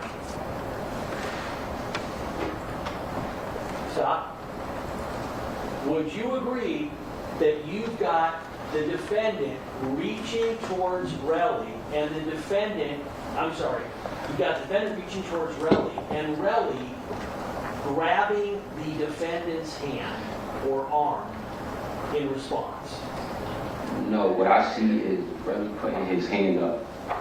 So he moves it from his back, and then he automatically goes to grab Rocky. That's what I see. Okay, keep going with the video, please. Stop. Would you agree that what you just saw was the defendant holding on to Relli, and Relli has a free right hand, which was available to strike the defendant, which he does not do? Would you agree? I agree. Okay, keep going. Stop. Would you agree that that shows Relli being pushed by the defendant? I'm not gonna say push because they're both grabbing on each other, trying to assert like balance, a stance. Let me ask you something. You indicated how strong the defendant is, how strong Relli is. Yes. How strong the defendant. If the defendant, if Relli, based on your experience with him, had wanted to attack the defendant, had wanted to push him back, and wanted to hit him, you would agree Relli is big enough and strong enough to have done that, right? I agree. Okay, keep going. Stop. That's you, correct? No, that's Oh, not. I'm sorry, that's Ills, excuse me. I apologize. That is ASAP Ills, right? Yes. And go back. What did you just see Ills do in the video? I see Ills trying to defuse the situation, get in between them, and like basically get Relli and Rocky off each other. Because right before you hit this clip, you can see Relli with both his hands around Rocky's neck, or his hoodie, or whatever, right there. And you're saying you have this independent memory of exactly what's on the video? That's Stop. From the only 2 or 3 times you watched it. no, I just seen that. Oh, okay. Let's back this up a little bit, please. Like, Watch. So I want you to watch Ills.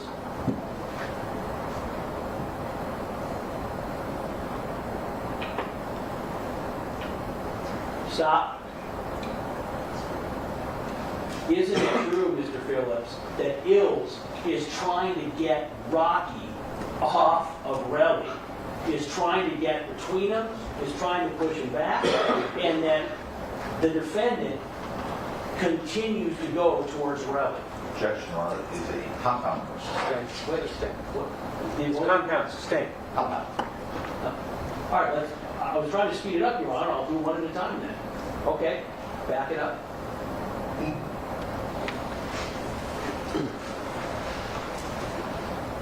What does Relli do? Stop. Right now, would you agree, Ills is grabbing the defendant who is between he and Relli. Ills is not between the two of them. The defendant is between. Is that correct? No, because this is Rocky on one end, Relli is on the other end. Ills has both his hands basically getting in the middle to break it up. Wait a minute. Can you point with the pointer there? Point to where Ills is.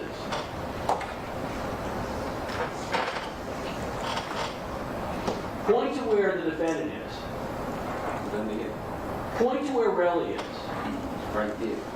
So how can you say that Ills is between the defendant and Relli when Ills is on the other side of the defendant? Because if there's a person standing here and a person standing here, he's trying to get in the middle of it. So I didn't ask you what he was trying to do. Listen to my question. But he is getting in the middle. Do you agree that this video shows Ills not between the defendant and Relli, but behind the defendant, grabbing him? He's not behind the defendant. He is. So it's your belief that this video does not show Ills behind the defendant? No. Okay? Let me go back slightly. Stop. You agree Relli has just gone off the screen, correct? Yes. You agree that the defendant is pushing him off the screen, correct? He was pulling Rocky. Okay. So whether he's pulling or pushing, do you agree that Ills is not between the two of them? This isn't the same clip that you showed me before, but right here, he's behind. Okay, so right now you agree Ills is behind, right? It was behind right here. Okay, now we're gonna keep the clip going. Stop. Is Ills still behind? See, now, it was just behind him, trying to pull him away from Relli. And in this photo, you can see Relli with his hand around Rocky. Okay, you just said a second ago, in this image at this point, Ills is trying to pull the defendant off of Relli, correct? In this image, he's trying to get the defendant off of Relli, while Relli is grabbing the defendant by his neck. Listen to my question. In this image, do you agree that it shows Ills trying to get the defendant off of Relli, yes or no? I'm not saying no. I don't think he's trying to get him off because you don't see Rocky a certain dominance right here. So I think he's just trying to get in the middle. Motion strike is non-responsive.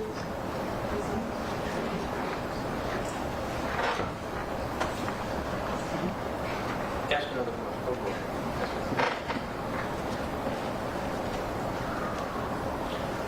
Keep the video going.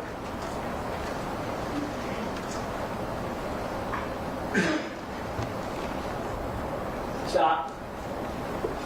Would you agree that at this point in time, there is no attempt where you have seen Relli trying to punch, kick, slap, do anything to the defendant? So if you play from the clip before, you can obviously see him choking. So a few seconds later, no, he's not choking, but he was choking. Wait, so your testimony is now, we missed, he was choking, Relli was choking the defendant, is your testimony. Yes, if you want to play the video back, you can see it. Have you ever mentioned before this moment in court that you saw Relli choking the defendant? What I said was, Wait, answer my question, please. Have you ever said before this moment in court, ever, that you saw Relli choking the defendant? no, because I never seen... Motion to strike everything after no? Do you agree that Relli at this point in time does not have either of his hands on the defendant? Correct.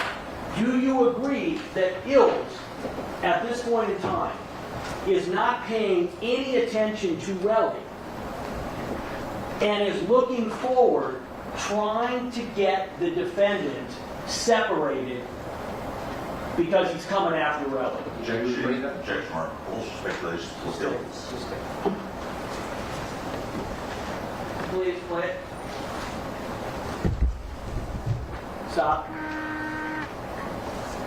Do you agree that what you just shows Ills backing Relli up? Yes. Would you agree that, as with the defendant, that Relli is considerably bigger and stronger than Ills as well? Yes. Do you agree that knowing Relli and knowing Ills and knowing the strength between them, that if Relli had wanted to go forward and go after the defendant, that he had the ability at that point? Possibly. Possibly? I'm asking you, from what you see, does it look like Relli is in any way trying to go after the defendant? Right then and there, you see his hand coming around him, so I'm not too sure what he was going to do. So, at this point in time, do you know if the defendant already has the gun out? No. You don't know. No. Let's run it, please.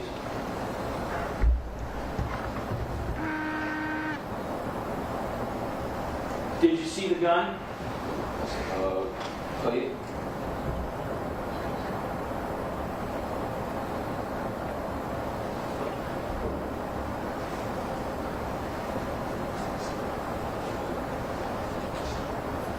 You can see right, you see the gun in his hand? I see the prop in his hand, yes. Do you see the gun in his hand? Yes. At this point in time, would you agree that the defendant is aggressively going towards Relli with a gun in his hand, and that Ills is trying to keep the defendant from making contact with Relli? Can you rephrase that? Would you agree that at this point in time, the defendant has a gun in his hand, is moving aggressively toward Relli, and that Ills is trying to prevent Relli from getting close to the defendant? I'm sorry, trying to prevent the defendant from getting close to Relli. You have to rephrase it because Yeah, that's my fault. Yeah. Okay. Do you agree, at this point in time, the defendant has a gun in his hand? Agree? Okay. Agree? Say yes? Yes. And do you agree that at this point in time, that the defendant is aggressively moving towards Ills and Relli? Well, in this clip, because Relli was already grabbing him and kind of like, trying to little boy him, you feel me? So I just see Rocky just trying to get himself out of the corner. Just trying to get himself out of the corner, get himself from out of here. I'm not too sure what else is right here. He could have been backed up against the side of the garage wall. And he was just trying to get himself up out of that situation. So you're saying the defendant is trying to get himself out of a bad situation? He's just trying to get himself up out of here.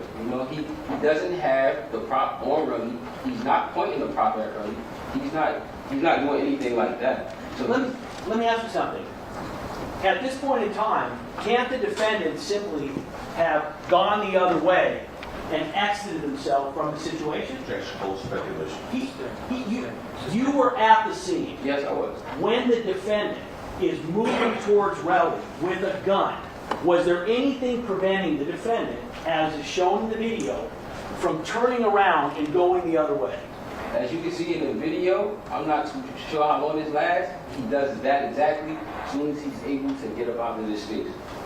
So it's your position that the defendant did not have the opportunity to go the other way, is that? No, because Relli pushed him under the garage.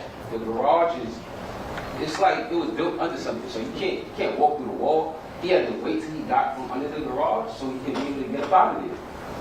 You agree that in this image that you've seen, and you were at the actual incident, the defendant has his finger on the trigger, correct?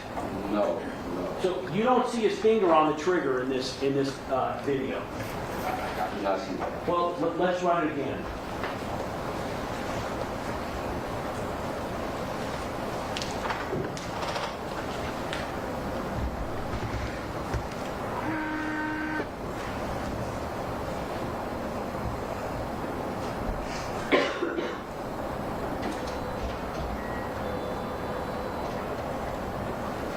Do you agree that it appears that the defendant's finger is on the trigger?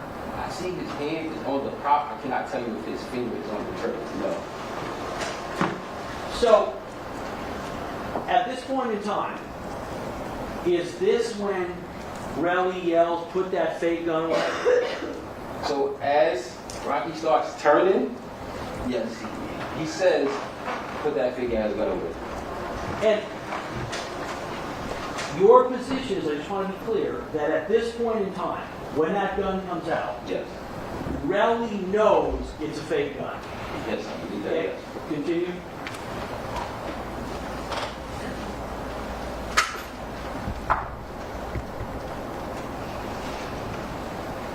Stop it. Do you know what the defendant did with the gun after he pulled it out when they go off frame? In this clip or another clip? No, just listen to what I'm saying. You just saw the defendant take out the gun. Yes. You saw the defendant then go forward, which would be to the left of this video, so we don't see him. He goes off screen. You know what I mean by that, right? Yes. Do you know what the defendant did with the gun that he just pulled out when he went off screen? Well, as you can see, he put it back into his waistline and he was leaving. When did you see him put it back? Well, when I was there, during this altercation, he put it back. It wasn't even out that long. Well, so what I'm asking you is, play the image where he pulls it out. I'm almost, Your Honor, I can break in a 2 minutes if the court needs. So the gun is out. Yes. My question is not what did he do when he put it back. He pulled the gun out and he goes off screen towards Relli. What did he do with the gun when he went off screen? Can you show me that again and rephrase that? Because Yes. I didn't see him going off the screen, going towards me. Watch. There he is, off the screen. He had the gun. So my question, do you know what he is doing with the gun at this point when we can't see him off screen? Well, the gun is still down. He's still trying to put it back into his waistline. Wait, so you're saying this video we've just seen shows him putting the gun back? Look, can we rewatch the video? Sure.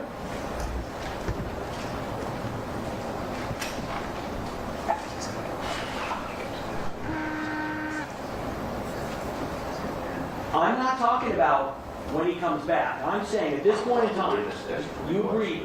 What's that? I didn't, Witness has to rewatch the video. We just did. Just watch it. No, you just pause it. I'm trying to watch the whole video. No, I'm not showing the whole video. I'm showing the part I want to show. Nah, so can you show it in context? It shows when he puts the proper weight. No, Mr. Phillips, I'm going to show you what I want to show you. so go So ahead, show Mr. Phillips what you want. I just showed you that image, and my question is, you would agree that the defendant takes a gun out, the gun is out, they go off screen with the gun still out. So what I'm asking you is, do you know what the defendant did with the gun when they went off screen? Yes, he was still trying to put it back in his waistline. The gun was down, so I believe he was trying to put it in his front belt, but he couldn't. So that's when he turned around, he readjusted it, put it to like the top. Wait, so your testimony is that he pulled the gun out, and then immediately after pulling the gun out, tried to put it back. He didn't pull the gun out. So, like I said, from him getting pulled by Relli, his clothes weren't secure. So his clothes weren't secure, the prop clip wasn't secure. You feel me? So he didn't pull it out. He's a dominant right hand. He would have pulled it out with his right hand, I'm guessing. Here, he's using his left hand to adjust it the whole time. So you saw the gun out, correct? You saw the gun out of the clip, correct? The gun gets removed. I seen it. I only seen it when he was trying to adjust it back into his clothing. Last thing to show you, I want you to see when the gun first comes out, when we see it on the screen. Gun is already out the first time we see it. So you're watching. Gun is stopped. The gun is out right now. Do you agree?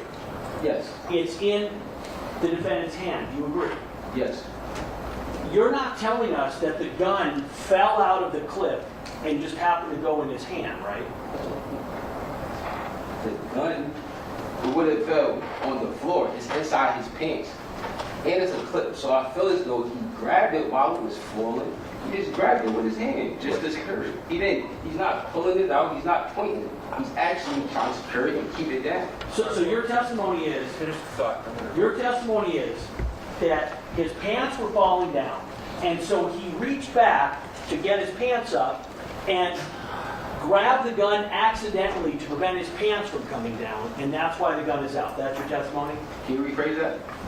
So your testimony is that the reason the gun came out was because his pants were falling down, and so he reached back to try and make sure his pants didn't come down and unintentionally grab the gun. Yes.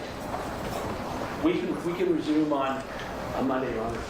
All right, folks, please be outside the courtroom doors. Anyone want to start at 10? Sure. All right. 10 o'clock, everybody? I know. 10 o'clock? All right. Okay, all right. We'll resume at 10 o'clock on Monday. Please don't discuss the case with yourself. Don't look at any electronic media, print media, or any kind of media. Keep an open mind. See you Monday.